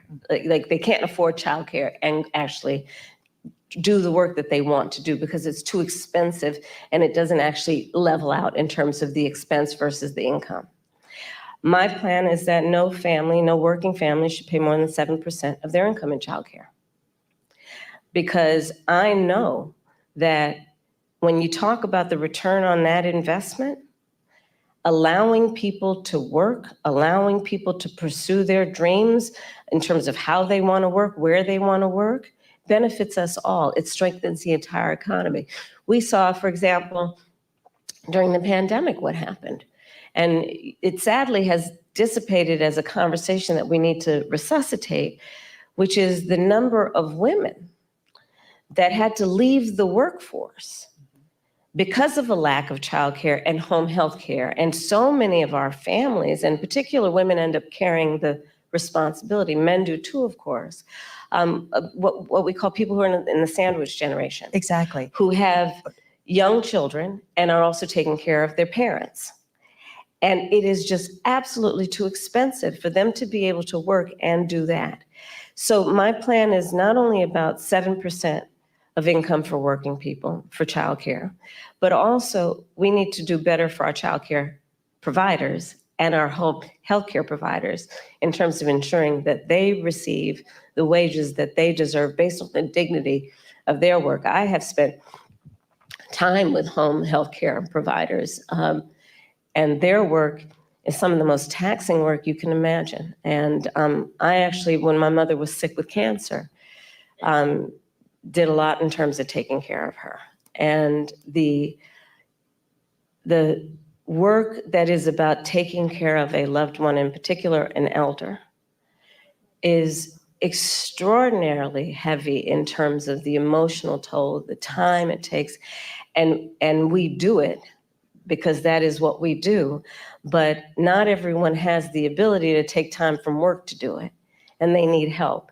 And we need to make sure we have home health care workers that can help them. But I want to also get back to the earlier point that you made about extending the child tax credit. So part of my new approach is we need to expand the child tax credit. And so part of my plan that is under an opportunity economy is to extend and expand the child tax credit to $6,000 so that young families in particular, for the first year of their child's life, which is an extraordinarily important time in their development, have the resources to be able to buy a crib, buy a car seat, buy children's clothing, and not have to worry about whether they're going to be able to meet their other needs. And I don't need to remind anybody here, especially these esteemed journalists, but when we expanded the child tax credit a couple years ago, we reduced Black child poverty by half. And so again, if you talk about the benefit, and if you think about the benefit to the economy overall, it strengthens our economy to do things like pay attention to affordable childcare, affordable home health care, and extending the child tax credit. Madam Vice President, Black men, as you know, are a closely watched voting bloc. You've hosted Black men at your residence. Yep. You have engaged Black men and centered them in your economic opportunity tour. Mm-hmm. But polling shows that some Black men, particularly young Black men, are considering voting for Donald Trump, and they see him as better for the economy. What is your message to young Black male voters who feel left out of this economy, and how can your economic policies materially change their lives? So I appreciate the spirit of the question, but I'll tell you, I've often been asked this question in a way that I've had to respond by first saying that I think it's very important to not operate from the assumption that Black men are in anybody's pocket. Black men are like any other voting group. You got to earn their vote. So I'm working to earn the vote. Not assuming I'm going to have it because I am Black, but because the policies and the perspectives I have understands what we must do to recognize the needs of all communities. And I intend to be a president for all people. Specifically as it relates to what we need to do, to your point around economic opportunity. Yes, I started way before I was at the top of the ticket at what I called an economic opportunity tour, focused on Black men. Understanding that, for example, we have so many entrepreneurs in the community who do not have access to capital, but they've got great ideas, an incredible work ethic, the ambition, the aspiration, the dream, but don't have the relationships necessarily. So my work has included, as vice president, getting billions more dollars into community banks, including working with the big banks to do that, so that we can increase access to capital for our small businesses, for our startups. Part of my plan under my economic opportunity plan going forward is that right now, startup entrepreneurs, small businesses only get a tax deduction of $5,000. Nobody can start a small business with $5,000. So I'm expanding that to $50,000. Understanding, again, that when people have the opportunity to have the resources to get started, they're going to put the good ideas, they're going to put the hard work into it. And part of what I also know is that our young Black men, our Black men, just like any group of people, anybody, our small businesses are really the backbone of our economy overall. And when they do better economically, we all do better.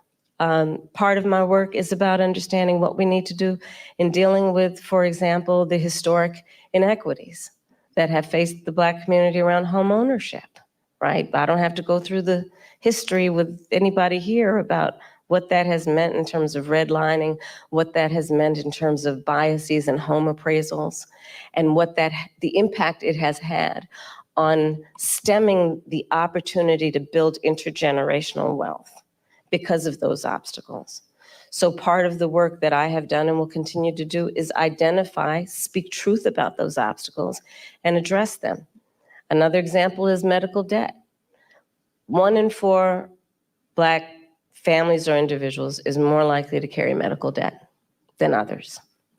So part of my perspective, and as vice president, part of the work that we have done is to say that we're going to eliminate medical debt from being on your credit score. Because until now, medical debt worked against your credit score, and people know their credit score like your weight, right? You know that number. And the difference between what that number is and what it needs to be is the difference between you being able to get a car loan, a small business loan, or even a leasing on an apartment. And so part of my approach is understanding the obstacles that traditionally and currently exist to allow anyone, including Black men, be able to achieve economic wealth. And I'm gonna tell you, I don't think it is sufficient to just only talk about economic policy around reducing unemployment. It is an important marker, and I'm proud of the work that we've done thus far, but it should be a baseline there, everybody's working. The point is, do people have an opportunity to build wealth? If that's what they choose to do, if that's what they want to do. And a lot of my perspective as we go forward is just that. I believe that there are a lot of opportunities that are available to the American people if we see people and understand what they want for themselves and their families, and then meet them where they are. Madam Vice President, I want to switch gears a little bit and talk about the war in Gaza. Mm-hmm. You've called for a ceasefire hostage deal and a two-state solution as an end to the war for many months now. And while you've expressed support for Israel to defend itself, a two-state solution and a ceasefire are at odds with what Benjamin Netanyahu has said is their right to defense. If it matters, as you say, how Israel defends itself, where do you see the line between aggression and defense? And our power as Israel's ally to do something? Okay, a lot to unpack in what you just said. So let's start with this. I absolutely believe that this war has to end, and it has to end as soon as possible. And the way that will be achieved is by getting a hostage deal and a ceasefire deal done. And we are working around the clock to achieve that end. Stepping back, October 7, 1,200 Israelis were slaughtered, and actually and some Americans, by the way, in that number, slaughtered. Young people who were attending a concert, women were horribly raped. And yes, so I have said, Israel has a right to defend itself. We would. But Madam Vice President, I think my ask is the difference between aggression and defense. No, but it's important to put it in context, which is what I'm doing, and I'll get to that. And so how it does so matters. And far too many innocent Palestinians have been killed. Women and children. We have seen with horror the images coming out of Gaza. And we have to take that seriously. And we have to agree that not only must we end this war, but we have to have a goal of a two-state solution, because there must be stability and peace in that region, in as much as what we do in our goal is to ensure that Israelis have security and Palestinians in equal measure have security, have self-determination and dignity. A question for you on that, though. What levers does the U.S. have to support Palestinians in their right to self-determination? And is it even possible as Israel's ally? Well, absolutely. I will tell you, I have been actively involved in, for example, meeting not only with Israeli officials, but with Arab officials to talk about how we can construct a day after scenario where we participate in ensuring those exact goals that I outlined, including as part of the principles that should be applied to those goals, that there be no reoccupation of Gaza, that there be no changing of the territorial lines in Gaza, that there be an ability to have security in the region for all concerned in a way that we create stability, and let us also recognize in a way that ensures that Iran is not empowered in this whole scenario in terms of the peace and stability of the region. But absolutely, the United States of America absolutely has a role, which is why we have been active, in particular with the Qataris and the Egyptians, around attempting to get a deal done and get it done as quickly as possible. But Madam Vice President, just to follow up really quickly, is there a specific policy change that you as President of the United States would say you would do that would help this along? Because you've gotten a lot of credit for emphasizing the humanity of Palestinians. But what I often hear from folks is that there's no policy change that either you or the President Biden have gone and said they would do. Is there a specific policy change as president that you would do in our helping of Israel? We need to get this deal done, and we need to get it done immediately. And that is my position, and that is my policy. We need to get this deal done. But in the way that we send weapons, in the way that we interact as their ally, are there specific policy changes? Well, Eugene, for example, one of the things that we have done that I am entirely supportive of is the pause that we've put on the 2,000-pound bombs. And so there is some leverage that we have had and used. But ultimately, the thing that is going to unlock everything else in that region is getting this deal done. And I'm not going to disclose private conversations, but I will tell you, I've had direct conversations with the Prime Minister, with the President of Israel, with Egyptian leaders, and with our allies. And I think we've made ourselves very clear this deal needs to get done in the best interest of everyone in the region, including getting those hostages out who, we saw the latest example of what happened with the 6 most recently, one of whom was an American citizen. But what do you say to those that say that's not enough, that stopping the 2,000-pound bombs the one time wasn't enough, that this administration, your possible administration, has to do more? Well, we are doing the work of putting the pressure on all parties involved to get the deal done. But let me be very clear also.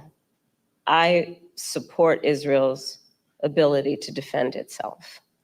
And I support the need for Palestinians to have dignity, self-determination, and security as we move forward and get a two-state deal done. But right now, the thing we need to get done is this hostage deal and this ceasefire deal. We need a ceasefire. We need the hostage deal. I want to switch gears to racial justice, Madam Vice President. Last month, you eulogized Congresswoman Sheila Jackson Lee. Yeah. Jackson Lee's signature bill, one of a few, was H.R. 40, which would create a commission to study the history of U.S. slavery and study the issue of reparations. She introduced H.R. 40 every session of Congress, taking up the mantle from Congressman John Conyers. This is a bill that you have co-sponsored as a U.S. Senator. Yet,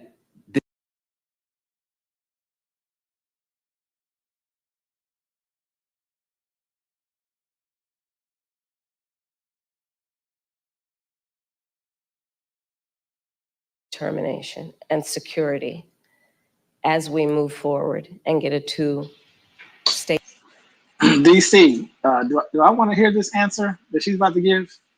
deal done. But right now, the thing we need to get done is this hostage deal and this ceasefire deal. We need a ceasefire. We need the hostage deal. I want to switch gears to racial justice, Madam Vice President. DC, are you still there? Last month, you eulogized Congresswoman Sheila Yeah, Jackson Lee. I'm here. I don't even want to. I don't want to. This is the part I skipped. Yeah, just have your. I don't think I want to hear it. It's not about wanting, man. It's about Jackson first and foremost. Lee's signature bill, one of a few, was H.R. 40, which would create a commission to study the history of U.S. slavery and study the issue of reparations. She introduced H.R. 40 every session of Congress, taking up the mantle from Congressman John Conyers. This is a bill that you have co-sponsored as a U.S. Senator. Yet, this has despite the fact that this has been, similar commissions have been created on the state level and on the local level, is yet to pass in Congress, let alone come out of committee. Congresswoman Jackson Lee, Congresswoman Barbara Lee, and other advocates have called for President Biden to take executive action to create this commission. Would you, as president, take executive action to create this commission, or do you believe that it should happen in Congress? Well, first of all, as you mentioned, Sheila Jackson Lee, she was an extraordinary leader who we just recently lost, and she was a friend and a real champion for so many issues. So I feel compelled to say that about her. On the issue of what we need to do going forward, look, first of all, we just need to speak truth about history, in spite of the fact that some people are trying to erase history and try and teach our children otherwise. We need to speak truth about the generational impact of our history, in terms of the generational impact of slavery, the generational impact of redlining, of Jim Crow law. I could go on and on and on. These are facts that have had impact. And we need to speak truth about it. And we need to speak truth about it in a way that is about deriving solutions. And frankly, I think that and part of that is studying it to figure out exactly what we need to do. But part of what we can do right now is, for example, what I'm talking about in terms of building an opportunity economy, which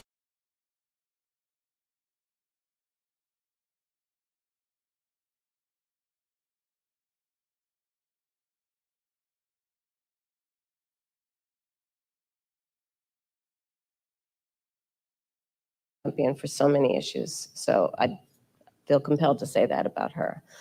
On the issue of what we need to do going forward, look, first of all, we just need to speak truth about history, in spite of the fact that some people are trying to erase history and try and teach our children otherwise. We need to speak truth about the generational impact of our history, in terms of the generational impact of slavery, the generational impact of redlining, of Jim Crow law. I could go on and on and on. These are facts that have had impact. And we need to speak truth about it. And we need to speak truth about it in a way that is about deriving solutions. And frankly, I think that and part of that is studying it to figure out exactly what we need to do. But part of what we can do right now is, for example, what I'm talking about in terms of building an opportunity economy, which is addressing explicitly the obstacles that historically and currently exist and dealing with them: student loan debt, medical debt.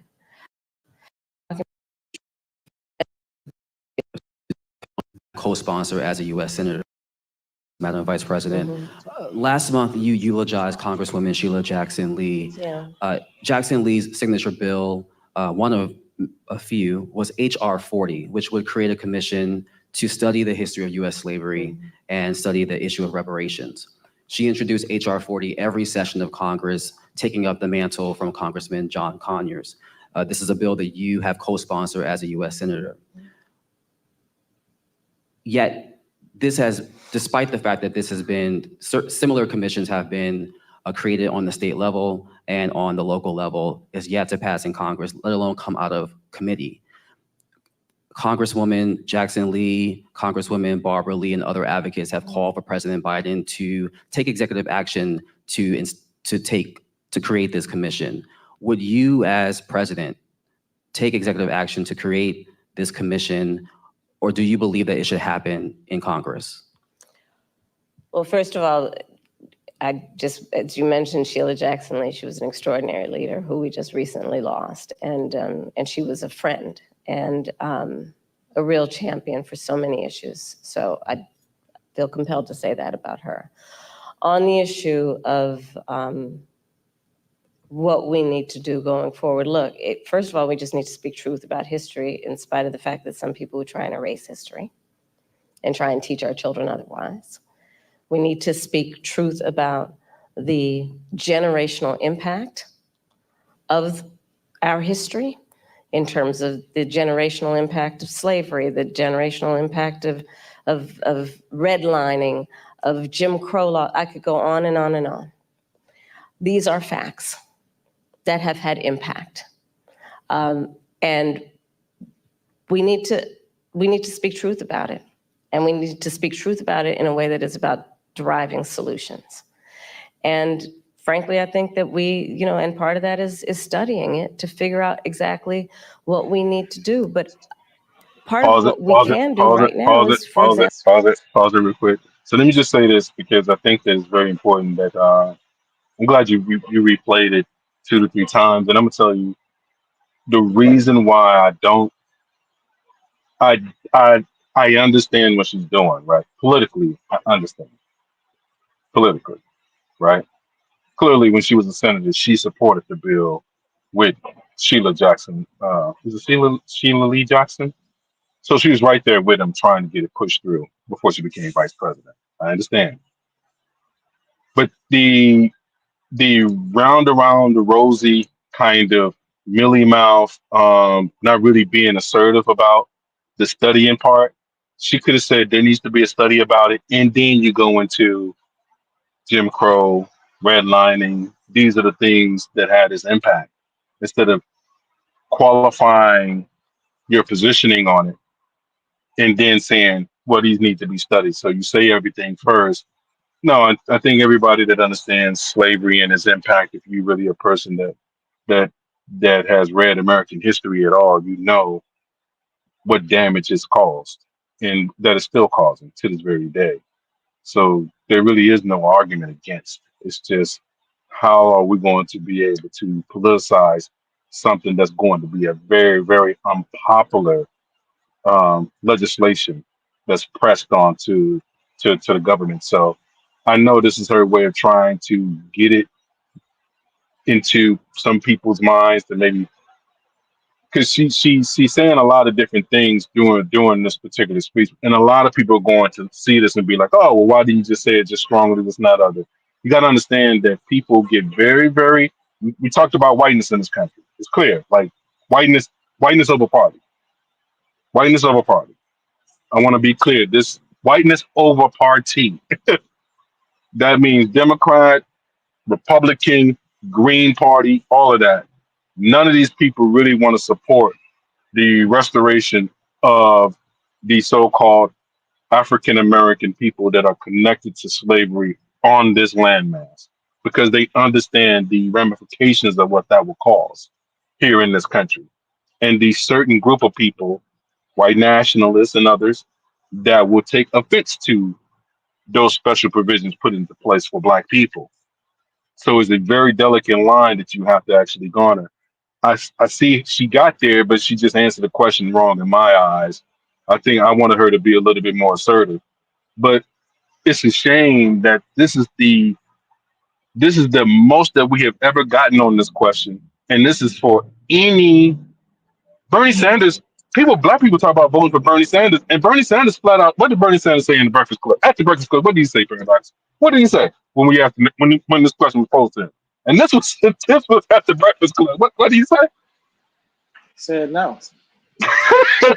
Was there any explanation? Question? No, we're not doing that. I'm creating an opportunity for everybody. That's not going to happen.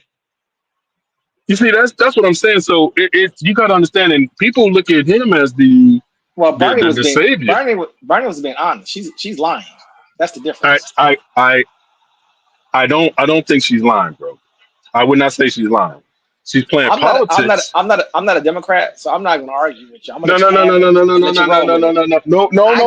want you to push back on it. I'm gonna leave it alone. No. I know. I think it's worth you pushing back on it, because it's not necessarily that I'm seeing this from a Democratic. I lean left, and I believe because that's a part of socialism to a degree. I'm gonna tell you what that's trying to get things basically agreed, but you got to communicate it in a certain way that works. You know that Paradox. But what her and Biden and really all of the CBC, these are smart people supposedly. what they should have been doing, and I'm not saying it can be done, but maybe they should talk about, she's doing it now, but she's talking about everybody. They're talking about Black people specifically. The thing is we're a very, very small group of people in this country, right? And it's difficult for me to understand why you cannot structure something to funnel something to us, specifically to us, in some kind of smart, savvy way. I don't know what it's called. I don't have the brain power for it, but I've watched groups of people in different situations get things structured in a certain way where they get fed and you really can't see it. You really don't notice it. And so whatever that should look like, right? I don't know why they don't talk more about that. Like, yeah, we're not really gonna do reparations right now. It's too difficult. The country's divided, yada, yada, yada, and leave and stop talking. While they're not talking though, they're making plans and setting up things and say, you know what, well, we're gonna make sure we get Black folks this in this city, in this town. We're gonna make sure we put things in place where they're gonna benefit the most from it. Whatever you wanna, however you wanna make it more deceptive, that at least should be happening. And then if you want to really talk about the real stuff, you can obviously have that conversation as well. But outside of that, and that's what I was telling folks about Barack, is that he's just the president. But the last time I checked, he won like how many blue states? So it's not like he's the president, he's by himself, right? So he has a lot of allies at the state level and at the local level. And I keep thinking to myself, you're telling me that we're not smart enough as a group to figure out clever ways for us to get a little bit more of the pie? And I could be wrong. Maybe we are, and I'm just not getting none of it. I don't know. But I do wonder about that part. I don't want to kill her right at this exact moment. Because like you said, I know how she's answering the question. I am literally surprised, though, that Barack and Michelle and Hillary and Bill and Joe and Kamala can't sit in a room somewhere and say, look, how can we make sure Black folks get something? See, no one is even talking like that, just so you know, by the way. No one is just having a rational conversation. We understand our people. We know how we are. I understand your people, and I understand my people. I know we still got to deal with Latinos and Asians and immigrants that come into the country as well, right? I know we have to understand. I know we have to deal with people who feel like they're being left behind as well, who are not Black people. So can we use all this brain power that we have to figure out a way, something, or multiple things, to make sure that we can get ahead? And remember something, if you look at how this country is structured, it is designed for us not to get ahead. You see what I'm saying? I don't mean necessarily Black people, but people who've been here for generations. It seems like it's very difficult to break out of that. So if you did something for us, I don't know if you could hide it, to be honest. I'm just throwing it out there, right? I don't know if you could hide it, because what does it look like? You know, what would it, how could you get it to us without it getting discovered? You know what I mean? Like, I don't know that part, but I wish somebody was smart enough to figure out a way to make things a little bit easier. Even if somebody said, you know, and like you said, the tricky part even to that is because we're integrated. You see, if we were still segregated, it might be a little bit different to be able to do some things. But because we're integrated, the problem is we talk to everybody. And so I still don't even know, because we're not really insulary. I'm not sure if you could get anything.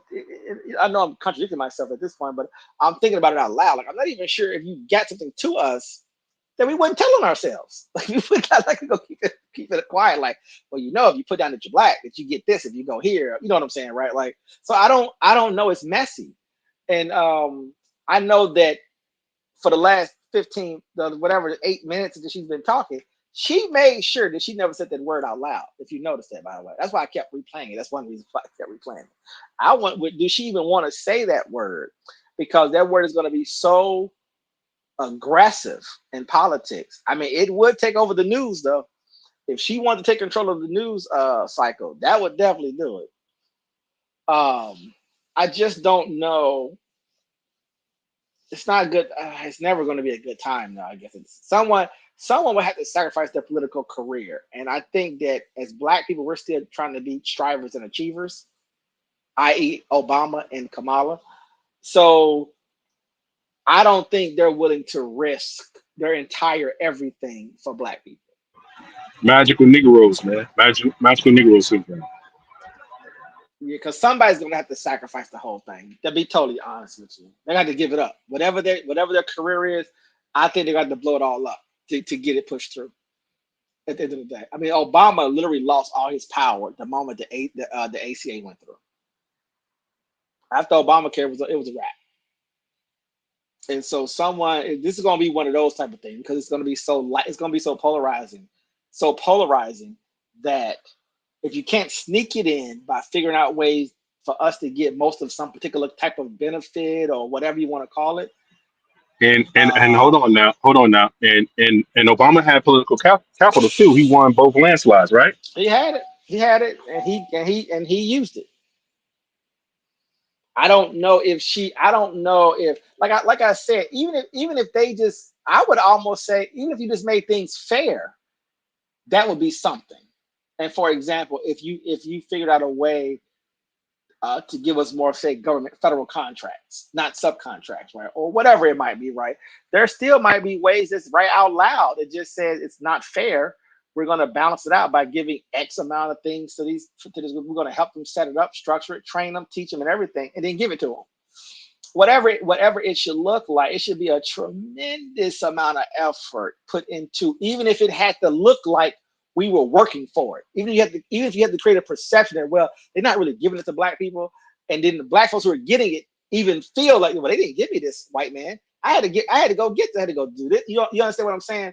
Like, you have to, even if you have to create a perception for your own people to feel like, damn, I gotta do all this just to get this little bit of money. It's like, yeah, because we need you to believe that. So when people are having a conversation about you within the society, they don't think that you're getting something. And the whole plan was to get you on, to put you on, to hook you up. Like I said, we had to spend a lot of time maybe researching that more to have more of a serious laid out conversation about it. To be honest with you, I kind of been off the reparations thing for a long time now. But because I just don't know what's the best position to take.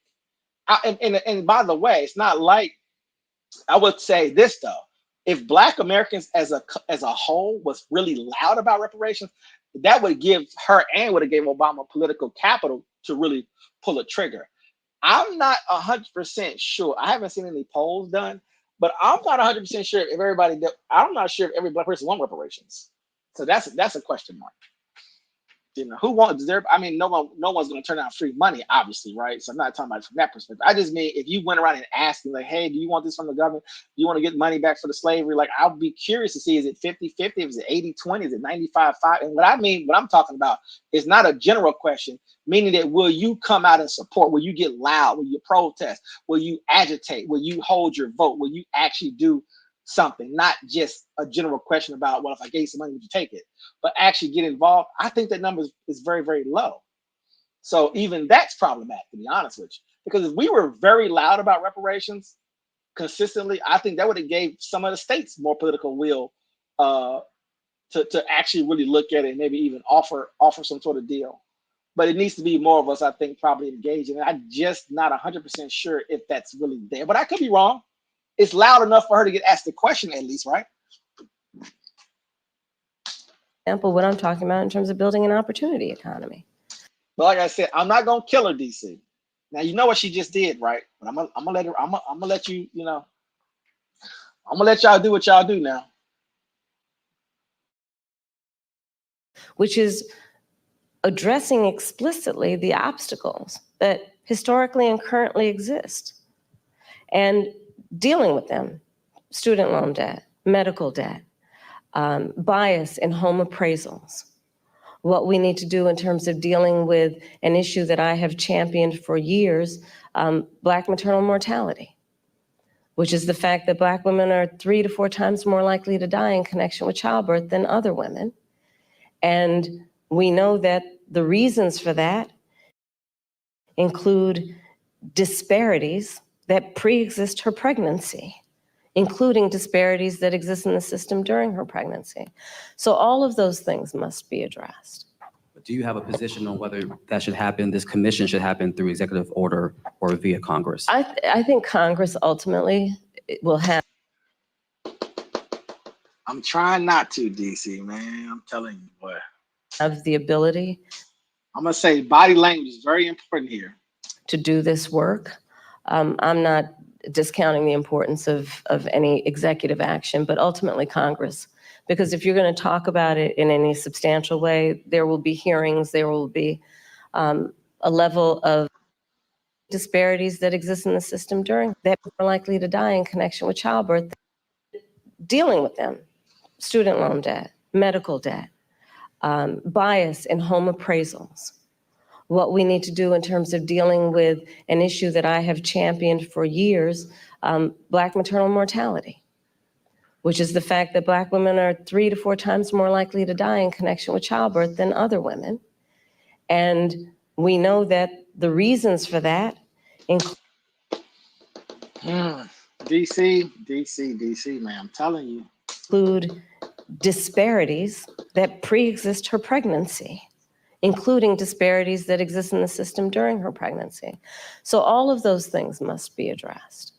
Do you have a position on whether that should happen, this commission should happen through executive order or via Congress? I think Congress ultimately will have the ability to do this work. I'm not discounting the importance of any executive action, but ultimately Congress. Because if you're going to talk about it in any substantial way, there will be hearings, there will be a level of public education and dialogue that, and I think that was part of the spirit behind the congressional action thus far, to ensure that everyone can participate in this conversation in a way that elevates knowledge about history and the reference points that are the impetus of this conversation.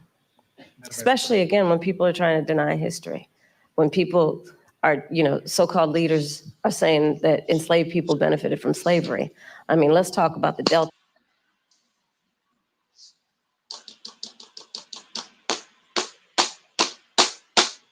Disparities that pre-exist her pregnancy, including disparities that exist in the system during her pregnancy. So all of those things must be addressed. Do you have a position on whether that should happen, this commission should happen through executive order or via Congress? I think Congress ultimately will have the ability to do this work. I'm not discounting the importance of any executive action, but ultimately Congress. Because if you're going to talk about it in any substantial way, there will be hearings, there will be a level of public education and dialogue that, and I think that was part of the spirit behind the congressional action thus far, to ensure that everyone can participate in this conversation in a way that elevates knowledge about history and the reference point. There will be hearings, there will be a level of public education and dialogue that, and I think that was part of the spirit behind the congressional action thus far, to ensure that everyone can participate in this conversation in a way that elevates knowledge about history and the reference points that are the impetus of this conversation. Especially, again, when people are trying to deny history, when people are, so-called leaders are saying that enslaved people benefited from slavery. I mean, let's talk about the Delta here in terms of the work that needs to be done. It's profound.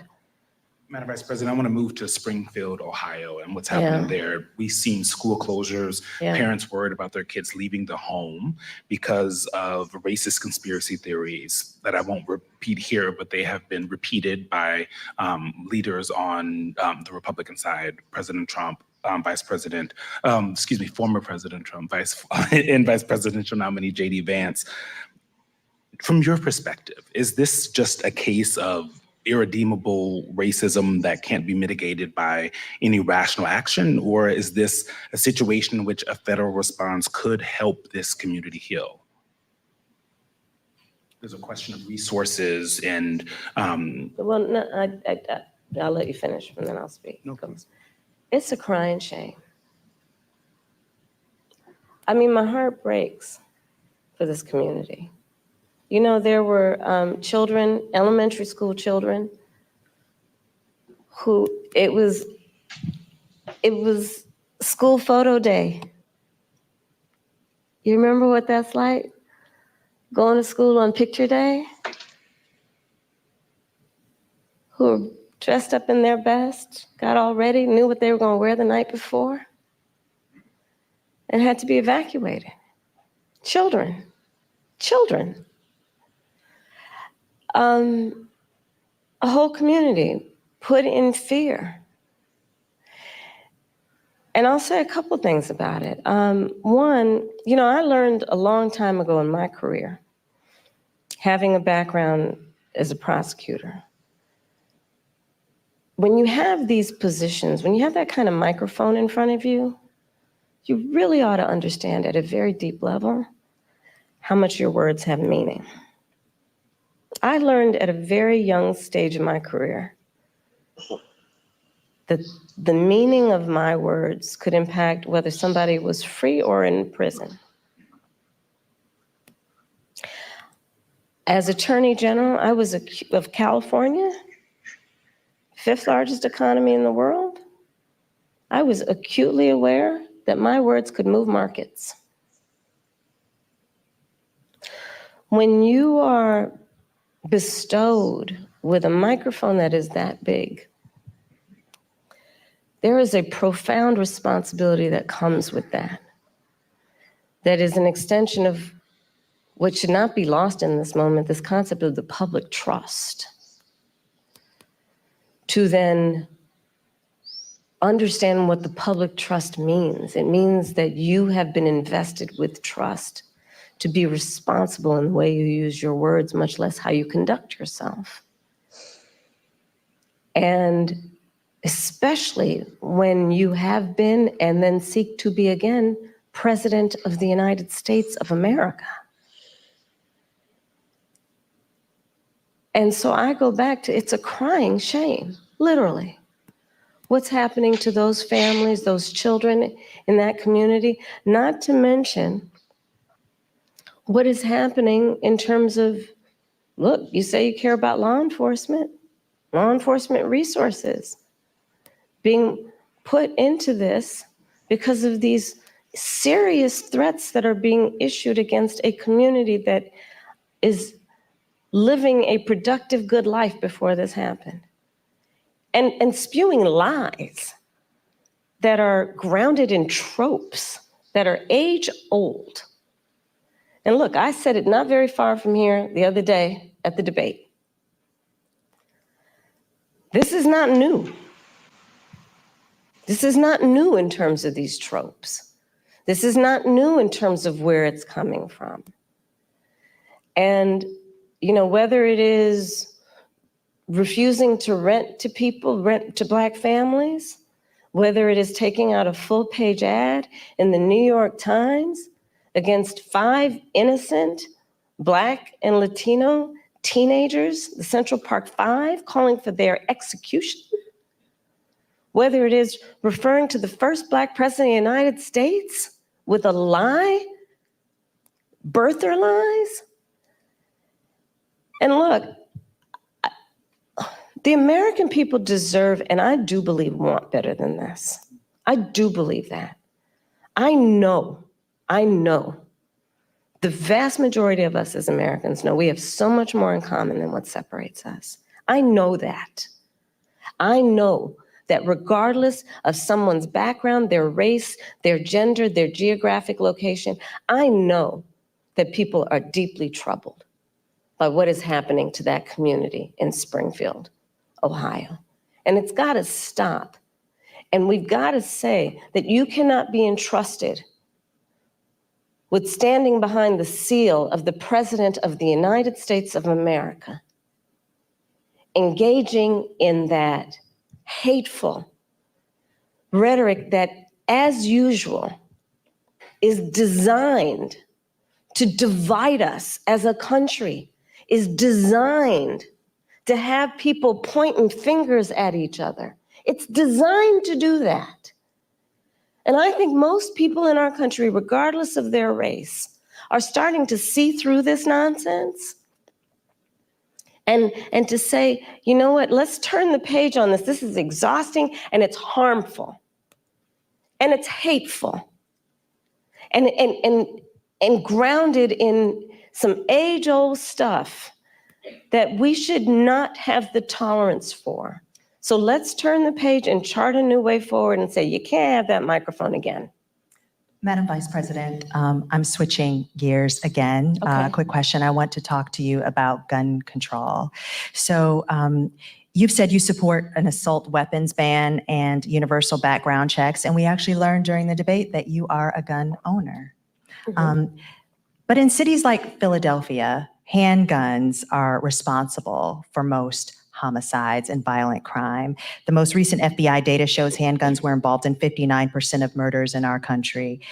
How will you address the issue of the use of handguns? Because a push for an assault weapons ban only addresses a significant but small part of the problem. So, first of all, yes, I am a gun owner, and Tim Walz is a gun owner, and we're not trying to take anybody's guns away from them. But we do need an assault weapons ban. Assault weapons are designed to kill a lot of human beings quickly, Yes, and have no place, and have yes. no place, I'm gonna get to it, Yes. and have no place on the streets of a civil society. We need universal background checks, which, to your point about handguns, is about saying that it is just reasonable to want reasonable gun safety laws that say we should do background checks, that we ought to know. It's just reasonable. You might want to know before someone can buy a lethal weapon, if they've been found by a court to be a danger to themselves or others. You might just want to know. And respectfully, we do understand that. But you're asking Yes. about. I'm you're asking specifically about handguns, because many of those handguns aren't purchased in places. Universal background checks Yes. apply to handguns. Yes. They do. But in And many instances, those handguns aren't even bought lawfully. Yes. Which is why I also have been very adamant for years. In fact, I myself protested at a gun show probably 10, 15 years ago about the gun show loophole and why we need to close that. Because what ends up happening is that gun shows at flea markets, gun dealers are not, under existing law in the past, required to register their sales. And so you are exactly right that a lot of homicides, for example, a good number of them, I don't have the statistic in front of my mind, are committed with illegally purchased guns. And that's why we need to address each entry point in the issue, including universal background checks, closing the gun show loophole, and what we need to do as a general matter to focus not only on reaction to crime, but prevention of crime. So you're raising a very important issue that has many facets, including what we need to do in terms of reasonable gun safety laws and what we need to do around crime prevention, what we need to do around crime deterrence. But listen, I have personally prosecuted homicide cases. I have held the hands of mothers who have come to me crying, who have said, I only want to talk to KAMALA, because they knew when they sat down, I would treat them with the dignity and respect that they were entitled and due about the loss of their child, often their son, to gun violence and the need to take it seriously. And we must take it seriously in every way, understanding it's not just about a soundbite. It's about a comprehensive approach that deals with the tragedy of, to your point, everyday gun violence in America. It's real. It has had a profound impact in terms of trauma that for the most part has gone undiagnosed and untreated. The trauma that exists in communities around the violence of losing their children, losing a brother, losing a father, an uncle. All of that must be addressed, and we have to have a holistic response to it. Are there things we haven't thought about yet? Because every time we bring up this issue of gun violence, universal background checks comes up and a ban on assault weapons. Are there other solutions that you're also thinking about that will get at this issue? Absolutely. For example, part of what we did as vice president and with the president, we were able to pass the first meaningful gun safety legislation in 30 years. And part of what that involved was millions and millions of dollars to put more mental health counselors in public schools. right? Because we know that there is an aspect of this that is about treating the trauma and dealing with it at its source before it ends up manifesting itself in a problem. There is the work that we need to do that is about putting resources into communities around violence prevention. I've been a big advocate of that for years, which includes what we need to do around putting resources into community-based intervention that is not just requiring on the good people in the community to volunteer to do the intervention, but actually paying people to do it because it's a full-time job. It's about understanding what we need to do to, again, understand that, to your point, we have to have a holistic response to this issue and prioritize it. In Philadelphia, handguns are responsible. To have people pointing fingers at each other, it's designed to do that. Innocent, Black, fifth largest economy in the world. Any rational action? Generational impact of our history in terms of the generational impact of slavery, the generational impact of redlining, of Jim Crow law. I could go on and on and on. These are facts that have had impact. And we need to speak truth about it. And we need to speak truth about it in a way that is about deriving solutions. And frankly, I think that we, and part of that is studying it to figure out exactly what we need to do. But part of what we can do right now is, for example, what I'm talking about in terms of building an opportunity economy. Education and dialogue and I think that was part of the spirit behind the congressional action thus far, to ensure that everyone can participate in this conversation in a way that elevates, especially, again, when people are trying to deny history. Leaders on courses in for this community. School photo day. The meaning of my words could impact whether somebody was free or in prison. As Attorney General, I was of California, fifth largest economy in the world. I was acutely aware that my words could move markets.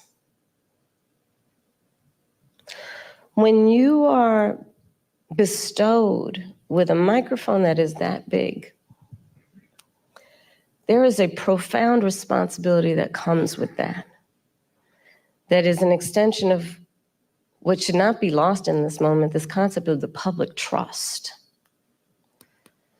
To then understand what the public trust means. It means that you have been invested with trust to be responsible in the way you use your words, much less how you conduct yourself. And especially when you have been and then seek to be again President of the United States of America. And so I go back to, it's a crying shame, literally. What's happening to those families, those children in that community, not to mention what is happening in terms of, look, you say you care about law enforcement. Not very far from here, the other, whether it is refusing to rent to people, rent to Black families, whether it is taking out a full-page ad in the New York Times against 5 innocent Black and Latino teenagers, the Central Park 5, calling for their execution, whether it is referring to the first Black president of the United States with a lie, birther lies, and I do believe want better than this. The vast majority of us as Americans know we have so much more in common than what separates us, that people are deeply troubled by geographic location. I know that people are deeply troubled by what is happening to that community in Springfield, Ohio. And it's got to stop. And we've got to say that you cannot be entrusted with the United States of America engaging in that hateful rhetoric that, as usual, is designed to divide us as a country, is designed to have people pointing fingers at each other. It's designed their race, are starting to see through this nonsense and to say, you know what, let's turn the page on this. This is exhausting and it's harmful and it's hateful and grounded in some age-old stuff that. So you've said you support an assault weapons ban and universal background checks, and we actually learned during the debate that you are a gun owner. But in cities like Philadelphia, handguns are responsible for most homicides and violent crime. The most recent FBI data shows handguns were involved in 59% of murders in our country. How will you address the issue of the use of handguns? Because a push for an assault weapons ban only addresses a significant but small part of the problem. So, first of all, yes, I am a gun owner, and Tim Walz is a gun owner, and we're not trying to take anybody's guns away from them. But we do need an assault weapons ban. Assault weapons are designed to kill a lot of human beings quickly. Yes, and have no place, and have no place, I'm gonna get to it. Yes.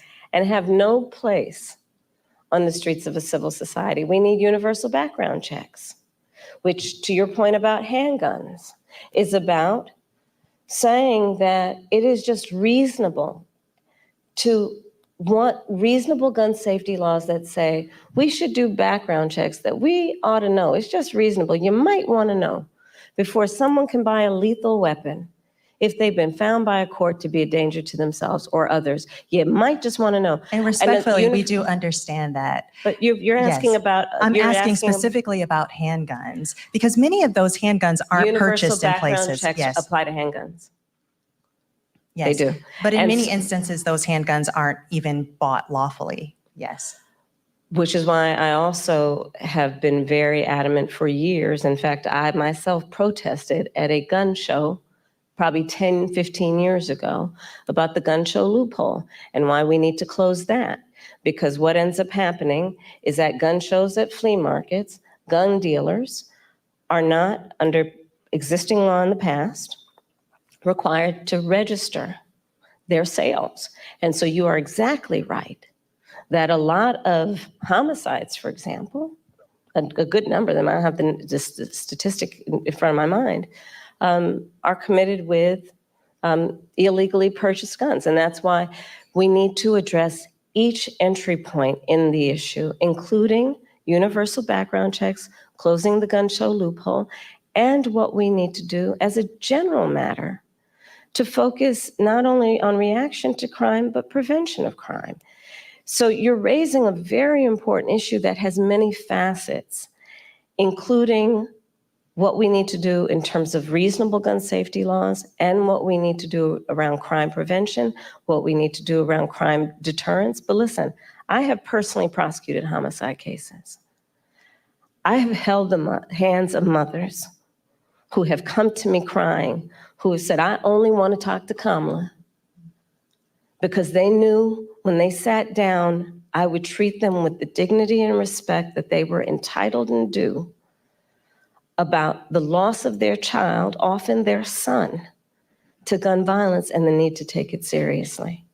And we must take it seriously in every way, understanding it's not just about a soundbite. It's about a comprehensive approach that deals with the tragedy of, to your point, everyday gun violence in America.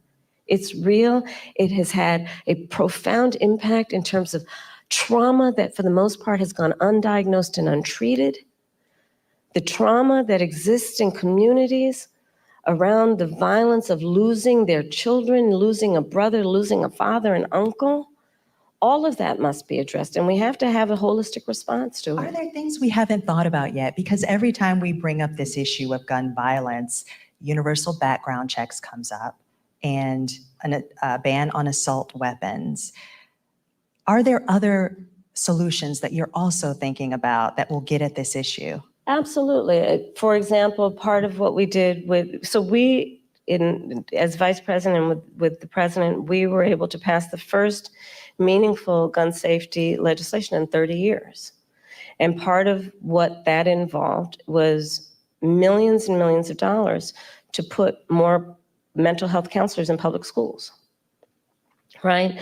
Because we know that there is an aspect of this that is about treating the trauma and dealing with it at its source before it ends up manifesting itself in a problem. There is the work that we need to do that is about putting resources into communities around violence prevention. I've been a big advocate of that for years, which includes what we need to do around putting resources into community-based intervention that is not just requiring on the good people in the community to volunteer to do the intervention, but actually paying people to do it because it's a full-time job.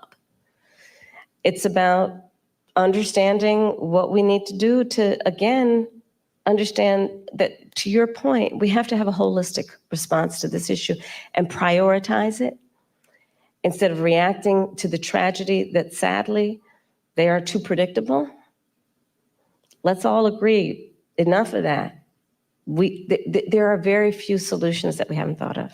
We need to put the resources into them. Madam Vice President, we want to move to the topic of reproductive access, something that you have worked and leading on both for the administration, Democrats, and now the top of the ticket. You've said that as president, you would want to codify Roe. If it came to your desk, you would sign a bill that did that. Roe protected access until fetal viability, which it also says is, quote, at about 7 months, but it may occur earlier, even at 24 weeks. So do you similarly support also codifying Roe's restrictions, which allowed states to ban abortion in the 3rd trimester of pregnancy unless necessary to save the mother's life? We need to put the protections of Roe v. Wade back into law. And when that bill gets passed by Congress, I will proudly sign it into law. Understand what is happening in our country. Over 20 states have passed what I call Trump abortion bans because I understand how we got here. The former president handpicked 3 members of the United States Supreme Court with the intention they would undo the protections of Roe v. Wade. They did as he intended, and in state after state, laws have been passed criminalizing healthcare providers. I don't know if anyone here has heard most recently the stories out of Georgia. Tragic story about a young woman who died because it appears the people who should have given her healthcare were afraid they'd be criminalized after the Dobbs decision came down. Laws that make no exception even for rape or incest, which means that you're telling a survivor of a crime of a violation to their body that they have no right to make a decision about what happens to their body next, which is immoral. An approach that doesn't take into account that most people, I think, agree you don't have to abandon your faith or deeply held beliefs to agree the government should not be telling her what to do with her body. If she chooses, she will talk with her pastor, her priest, her rabbi, her imam, but it should not be the government or Donald Trump telling her what to do about her own body and her life. So that's where I stand. We need to put back in place the protection of Roe v. Wade and put that into law. And those restrictions that are also in. We need to put back in place the protections of Roe v. Wade and let an individual, in consultation with her doctor, make the decision based on what she can determine, because she's smart enough to know what's in her best interest instead of having her government tell her what to do, especially a bunch of people in these state capitals who think they're in a better position to tell her what to do than she is to know what's in her best interest. Before we conclude, Madam Vice President, Joyful Warrior has been used to describe You your didn't see that just a minute ago, though. Okay, I'm back to my joyful part. And your opponent and Republicans have at times weaponized you laughing in campaign ads, for example. Why is joy important to you to insert into this election? And what do you make of Republicans using that as a way to suggest that you're not a serious candidate? Well, sometimes I think, and I'll say to whoever the young people are who are watching this, there are some times when your adversaries will try and turn your strength into a weakness. Don't you let them.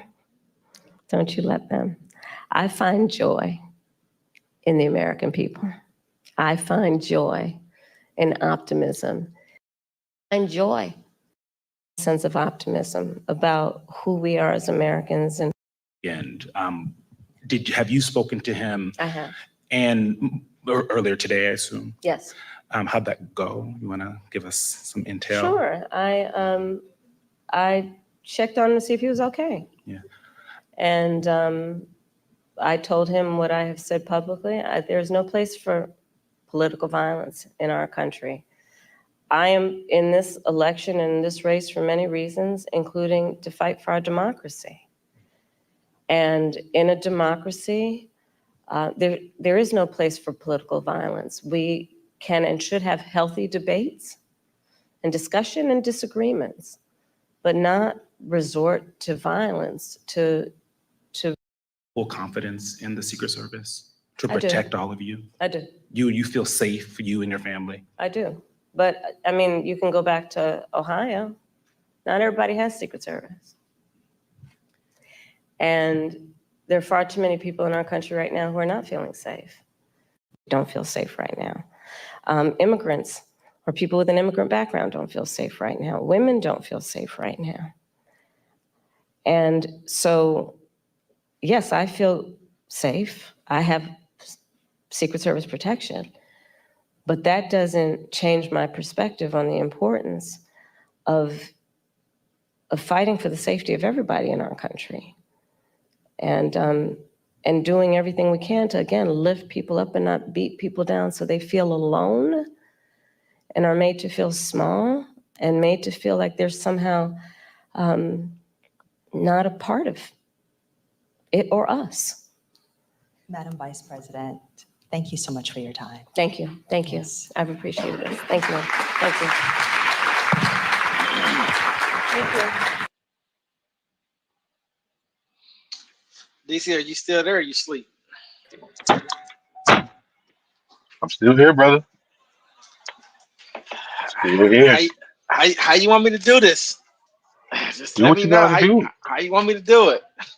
Do the most honest thing that you can do, bro. Like that's what it is. That's why we had this program. You know, like I said, I already kind of know how you going to view it. But yeah, that's fine. I think that there are some critiques with it. But I would just say this though, when you're dealing with an election, I just want people to remember that this is juxtaposed to what is already out there. Nobody has had a real serious discussion about reparations. You know that, never. And it seems like I don't know if Barack President Obama was actually posed this question before in a so-called open forum, like where he had to kind of like answer.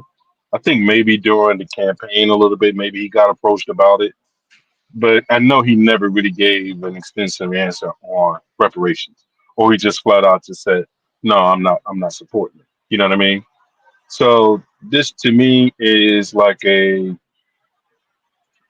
not even a small step. I would just say that it's something that's going, if the pressure is there, like you said earlier, if the pressure is there from the black electorate to where we kind of can get out of our own way with all of these divisions and people taking credit or whatever they wanted to do.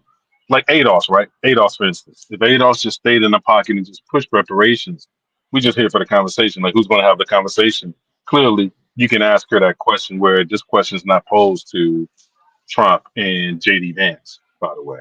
So that's the reason, because it's not a real thing on that side.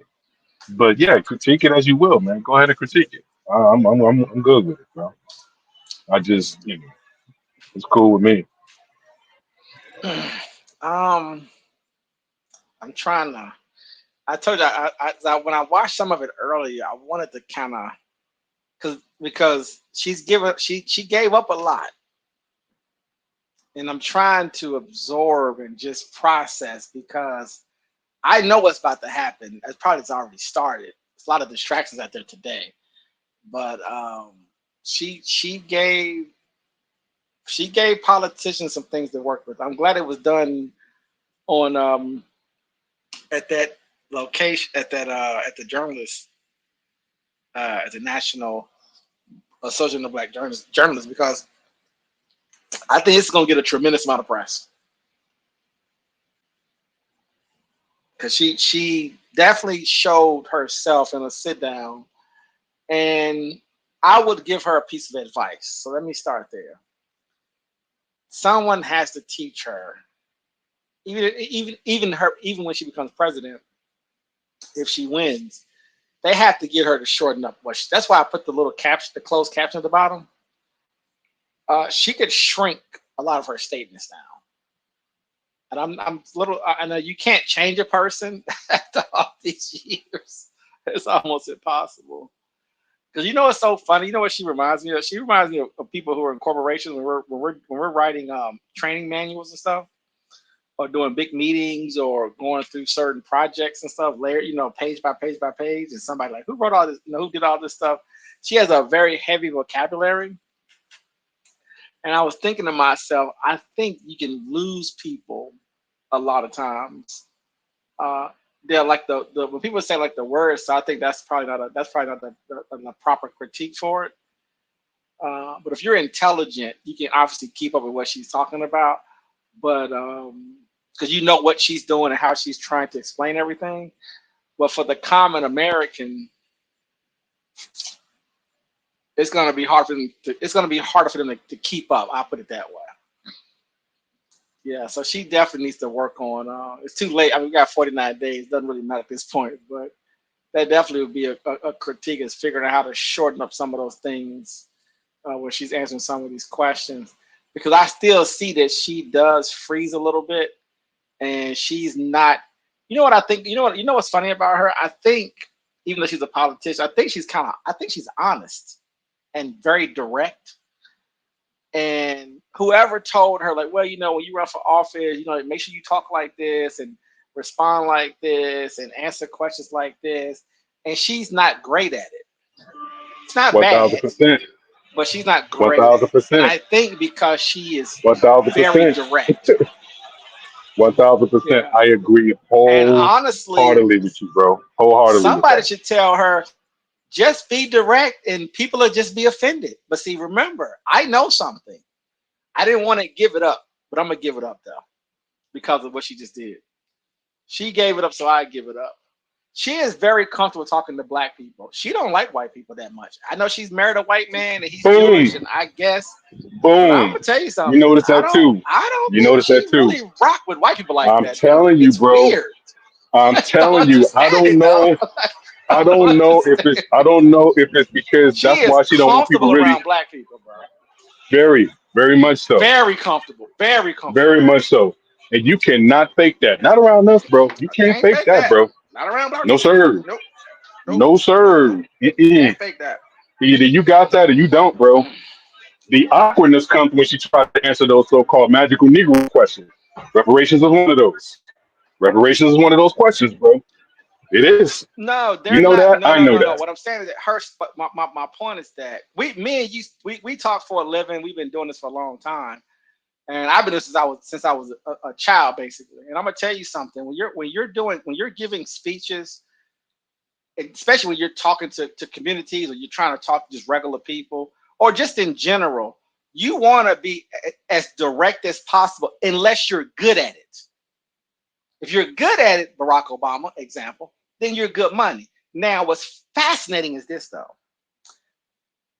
I'm a big fan of George W. Bush. 8 years of quote-unquote word salad.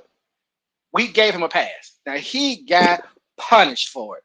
And I mean punished for it, right? But the Republican Party stuck with him through all of that.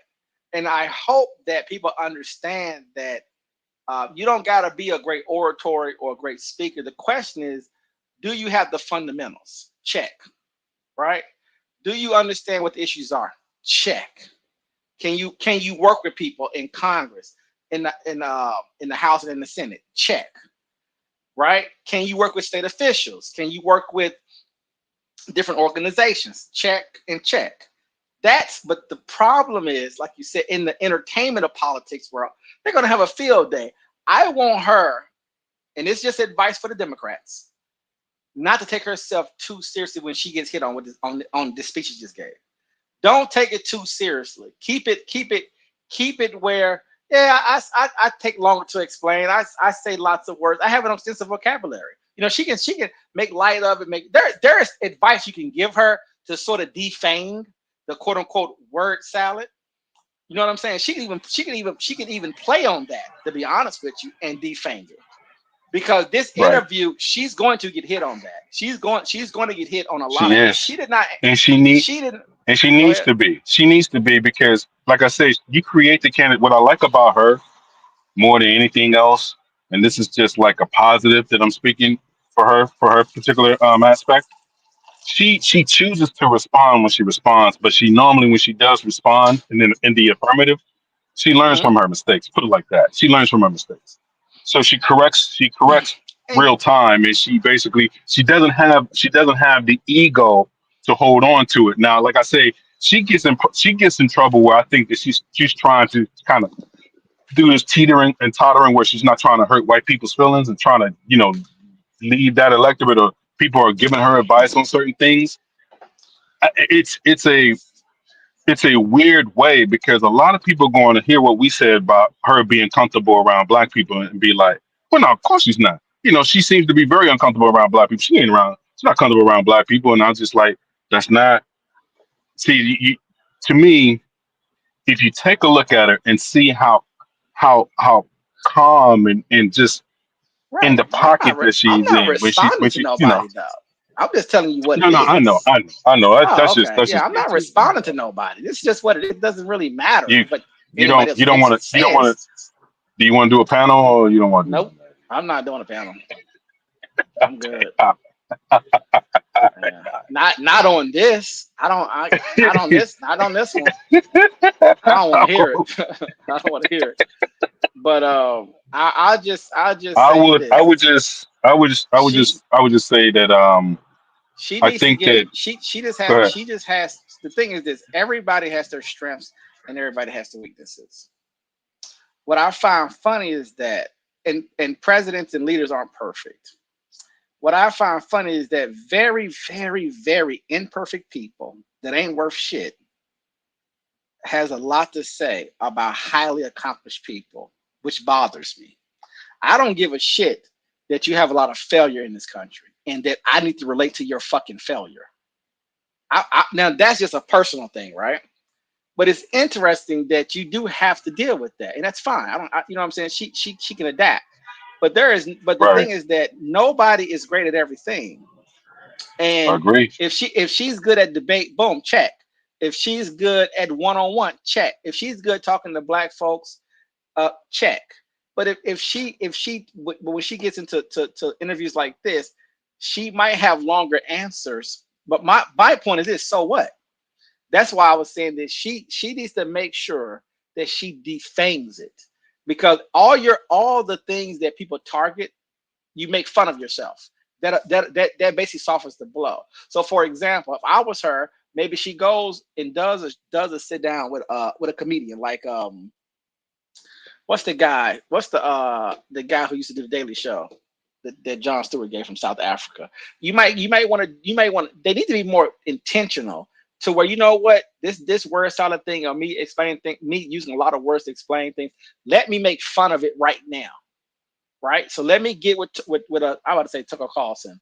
What's his name? Golly, what's the brother name from South Africa?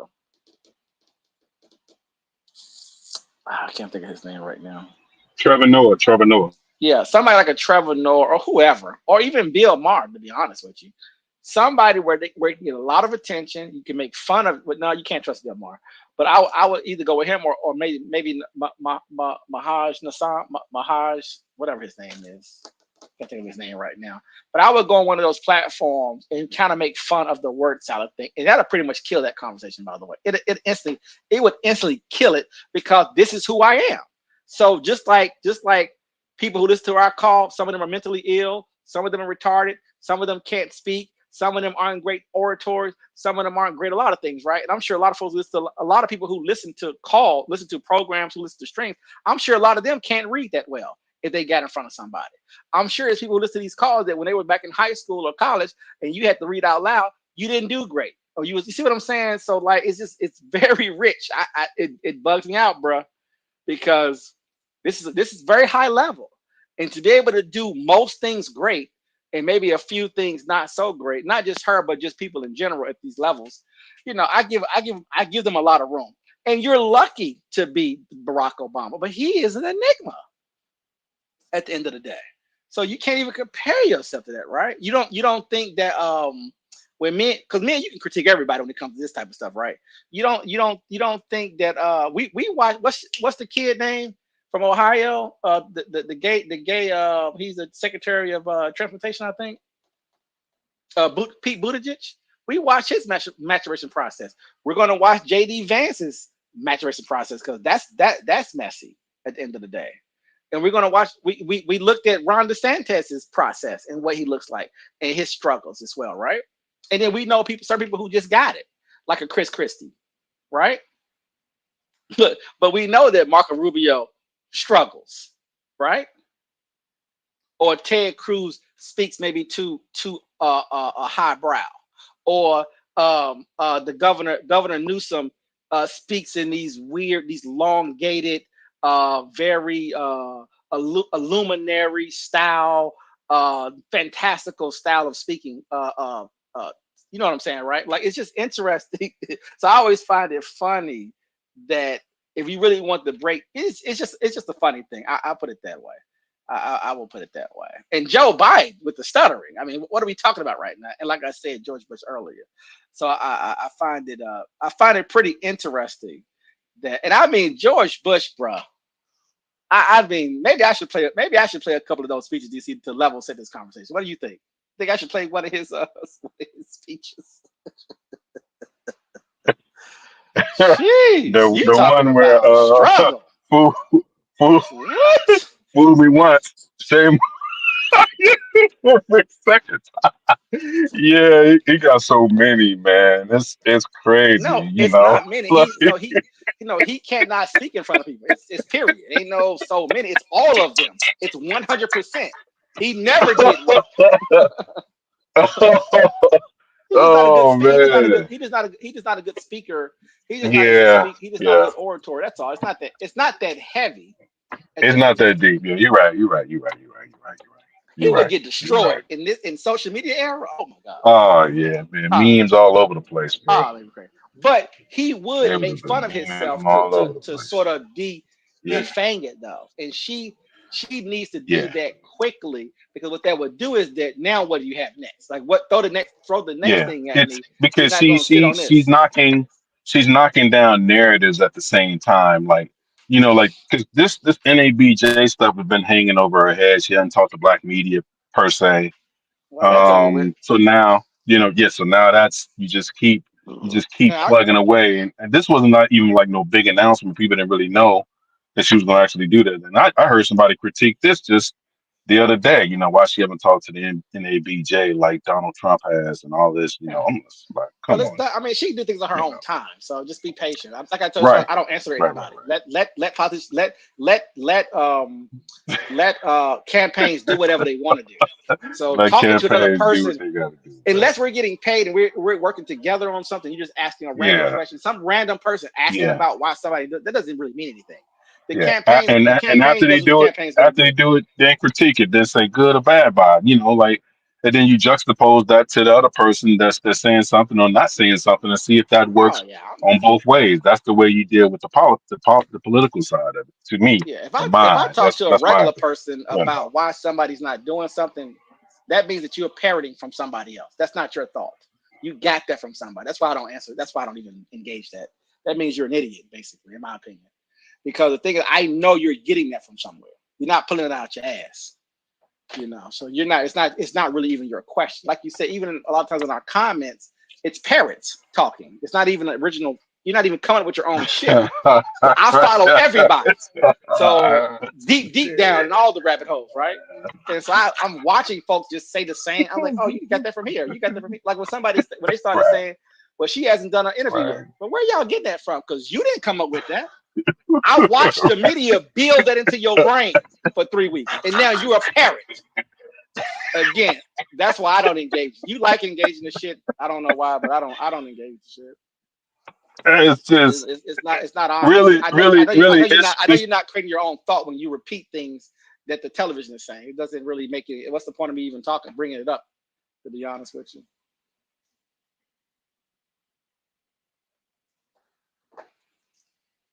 I don't want no parrots. But anyway, Yeah, and that's the thing, man. Like when we're trying to do this, we're trying to do this from a real organic space of being some people that is a little bit familiar. Like and like I said, man, like I am uh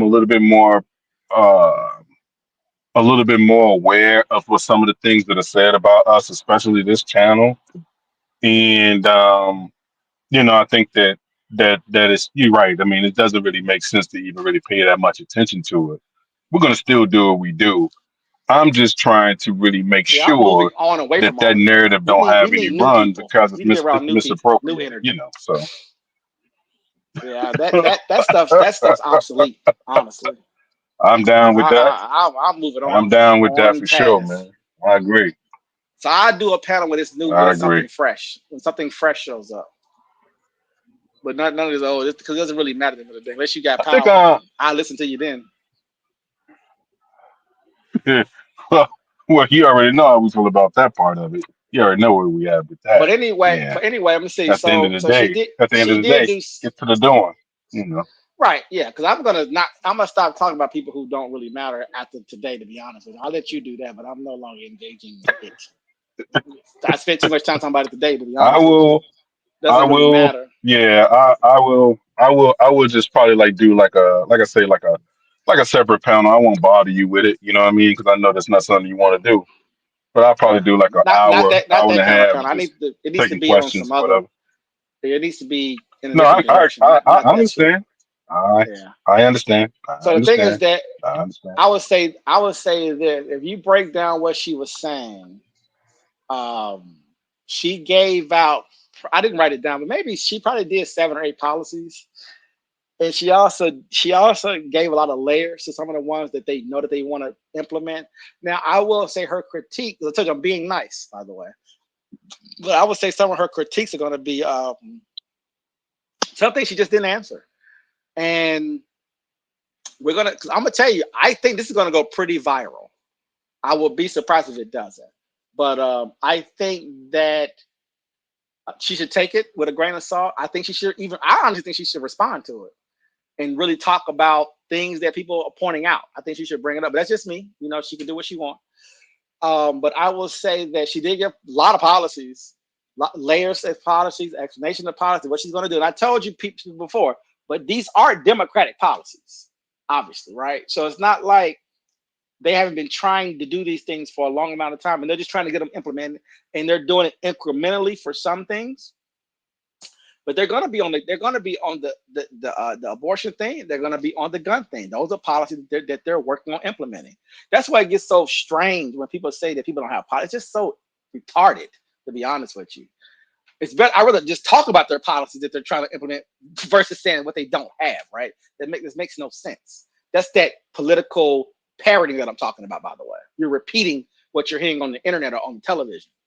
But anyway, she has 7 or 8 things they want to roll with. She's probably going to get critiqued on the reparations thing, I'm sure. And something that she did not answer. She really didn't 100% answer the gun. She just said loophole. I would tell you that she probably could have served herself well if she would have probably gave a little bit more detail. It's very easy to give 2 or 3 bullet points on each. You know what's so funny about it? It's just interesting. They pay people a lot of money to do this stuff, by the way, DC. And I understand the experts are the experts. But I probably would have said, when you do the gun conversation and you say loopholes, buybacks, or assault weapons ban, give 2 or 3 bullet points on what do you actually mean by that. You understand what I'm saying? For just a regular person to have something to take back with them. When it comes to reparations, give me 2 or 3 bullet points. Not that you will or won't do anything, because he didn't even ask you, do you support reparations? He didn't ask you, were you going to pay reparations? He asked you about, I guess, re-implementing or reintroducing the study, the HR 40, I think, right? The study of reparations or whatever.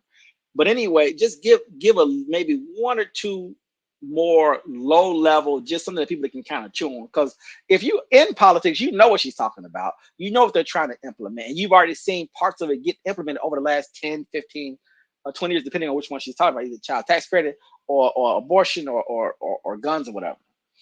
You know, I think she probably should have been a lot more clear on the reparations question. And I think she should have stayed on it probably longer. Same thing with the black men part. I'm surprised she wasn't attacking that part.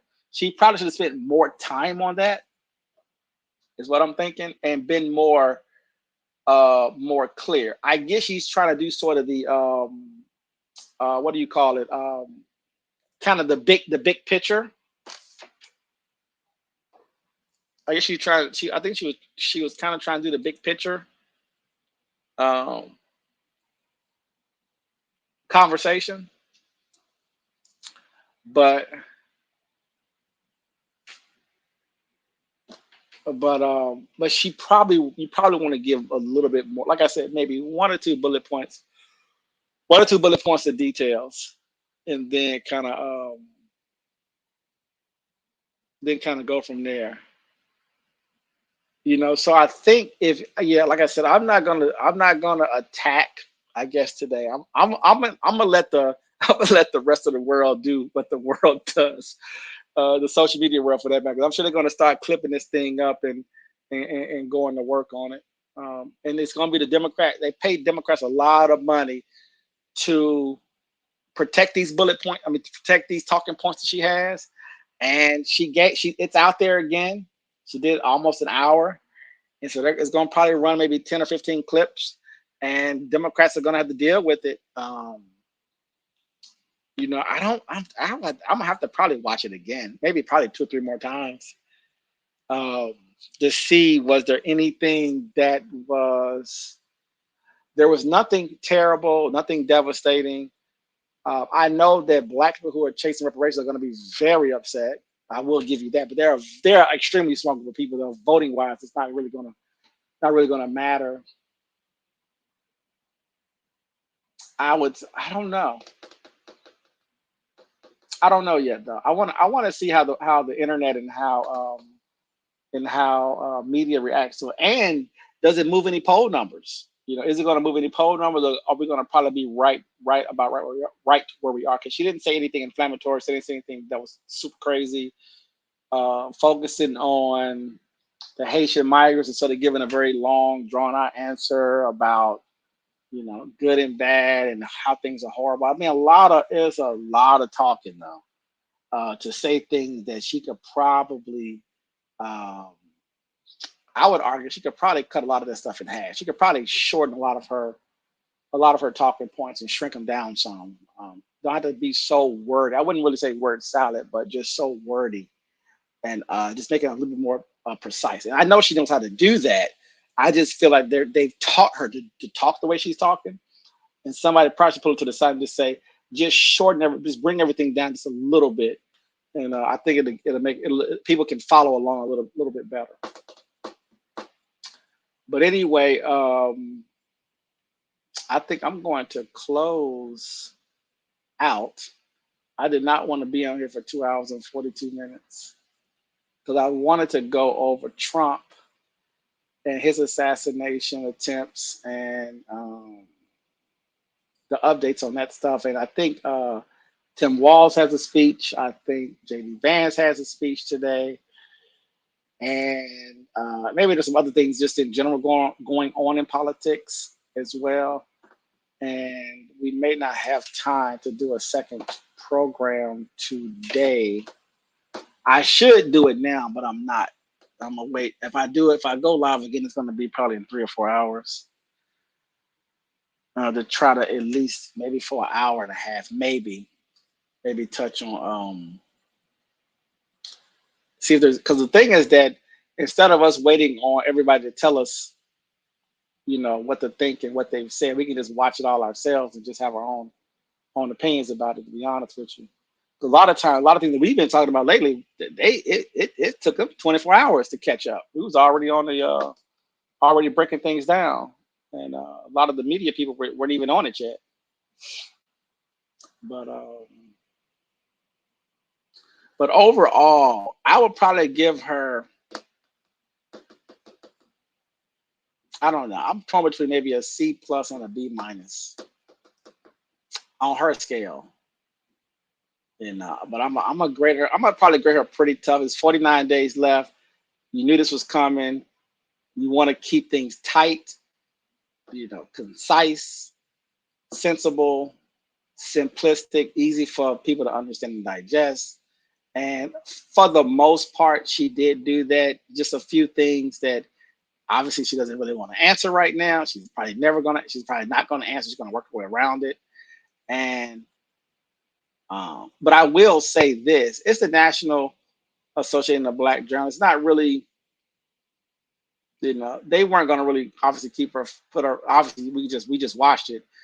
They're not gonna be that aggressive with her. I really would have just stayed with black questions, to be honest with you. I would have pretty much asked them most. They want to make it more universal and talk about Gaza and Israel and etc. I would have probably pressed her more on specifically just more details about men and women in the black community and what does that look like, and even put things in context about what you can and cannot do. Be more honest about it, not so much deception, because we're 11% of the population. We're a very small group of people, 30, 40 million people. And a percentage of us are fine. We're doing very, very well. But the rest of us, give us some things that are a little bit more definitive and not I don't need the entertainment side of it at the end of the day. If you're going to talk about it, I'll put it that way. You don't have to. But once you engage it, give me something to work with, because a lot of people are trying to sell an idea about the party and about black people in general. And then when you get asked questions that are uber important to black people, to me, you want to knock those out the park. You want to have your talking points ready for those, and you want to hit those. Boom, boom, boom. This is what we're going to do. Or this is what we're not going to do. This is what we cannot do. Or even just explain it. If you can't do anything, explain it. But I'm going to tell you, a lot of people wishing and hoping on things, and I watched it during Obama on the right side, watching a lot of people hoping, wishing, and dreaming about things, and just not being honest about what America is, what it can and cannot do, how it does things as well, and just be more honest about it. And you didn't get that for Barack, and yet unfortunately, you look like we're not going to really get it for her either. She's going to play the both sides thing, which is fine. It's politics. I'm not mad about it. Maybe more disappointed. It does give me more ammunition, DC, but I'm going to save that. I'm going to save,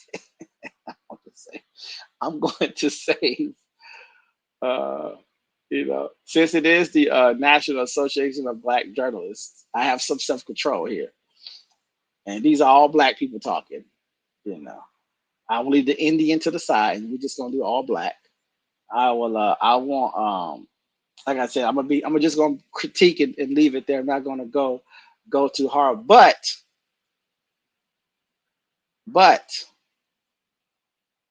it does, whenever we get to that point, I don't know if you're still on the line, but if we ever get to that conversation again, or if things come back up again, this isn't a good thing.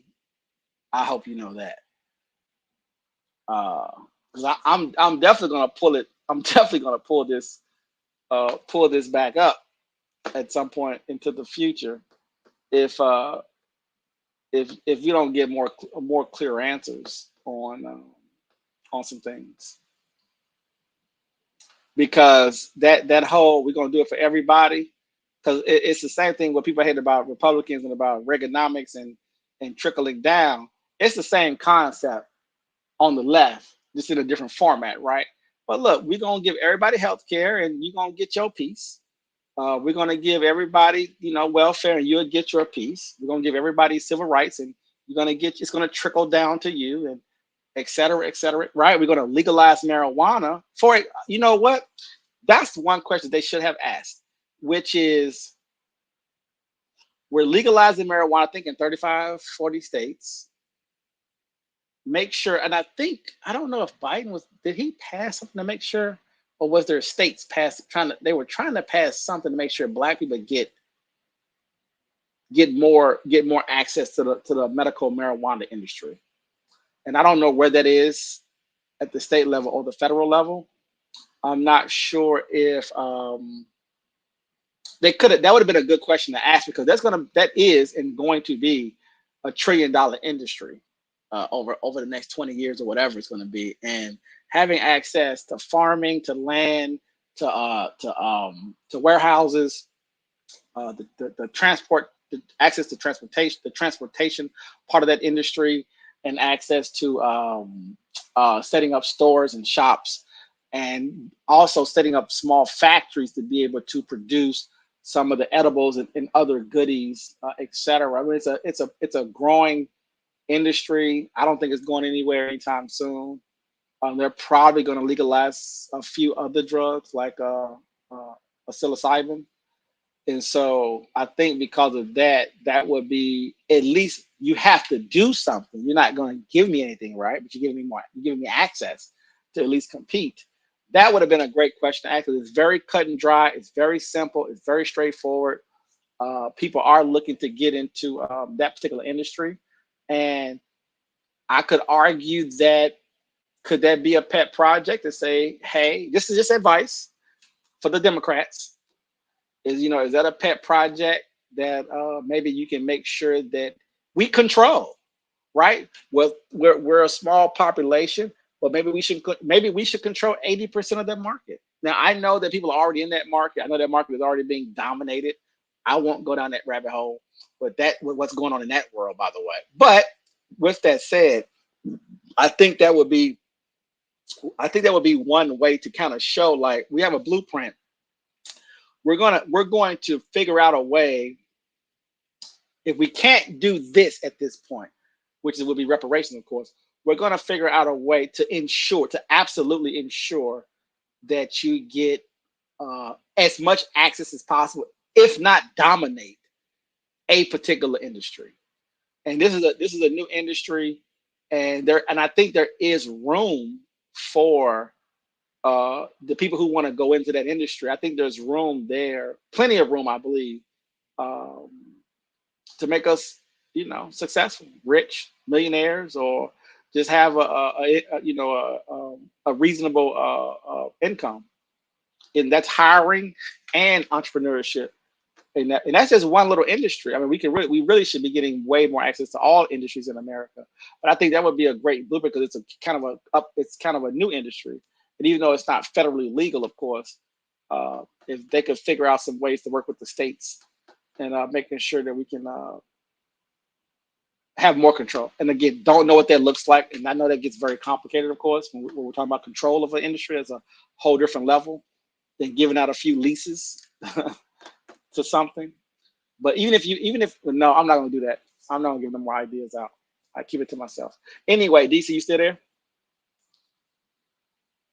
You let me sit over here and ramble for 10 minutes. Yep, I'm still here. What's up? Is what I said, did that make any sense at all? I feel like I'm just rambling at this point. No, you're in the pocket. It's good. It's all good. You good to go. All right. Well, did you want to summarize?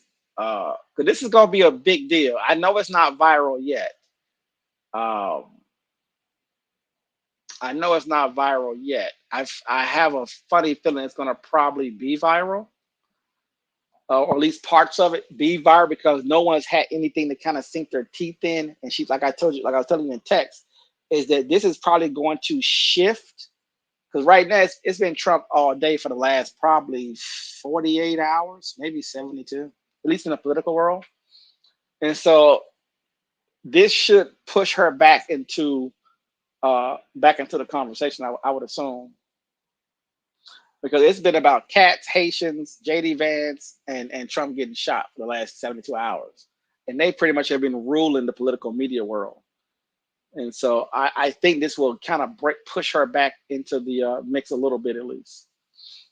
You know, because she didn't do any new. She didn't come out with any new policies, but she reaffirmed obviously what she's been expressing for a while now. But did you have some kind of summary that you wanted to do before I jump off? No. We good to go. We good to go. We good to go, bro. All right. Well, I appreciate everybody listening. Like, comment, subscribe, share the video. I really do appreciate everyone listening in.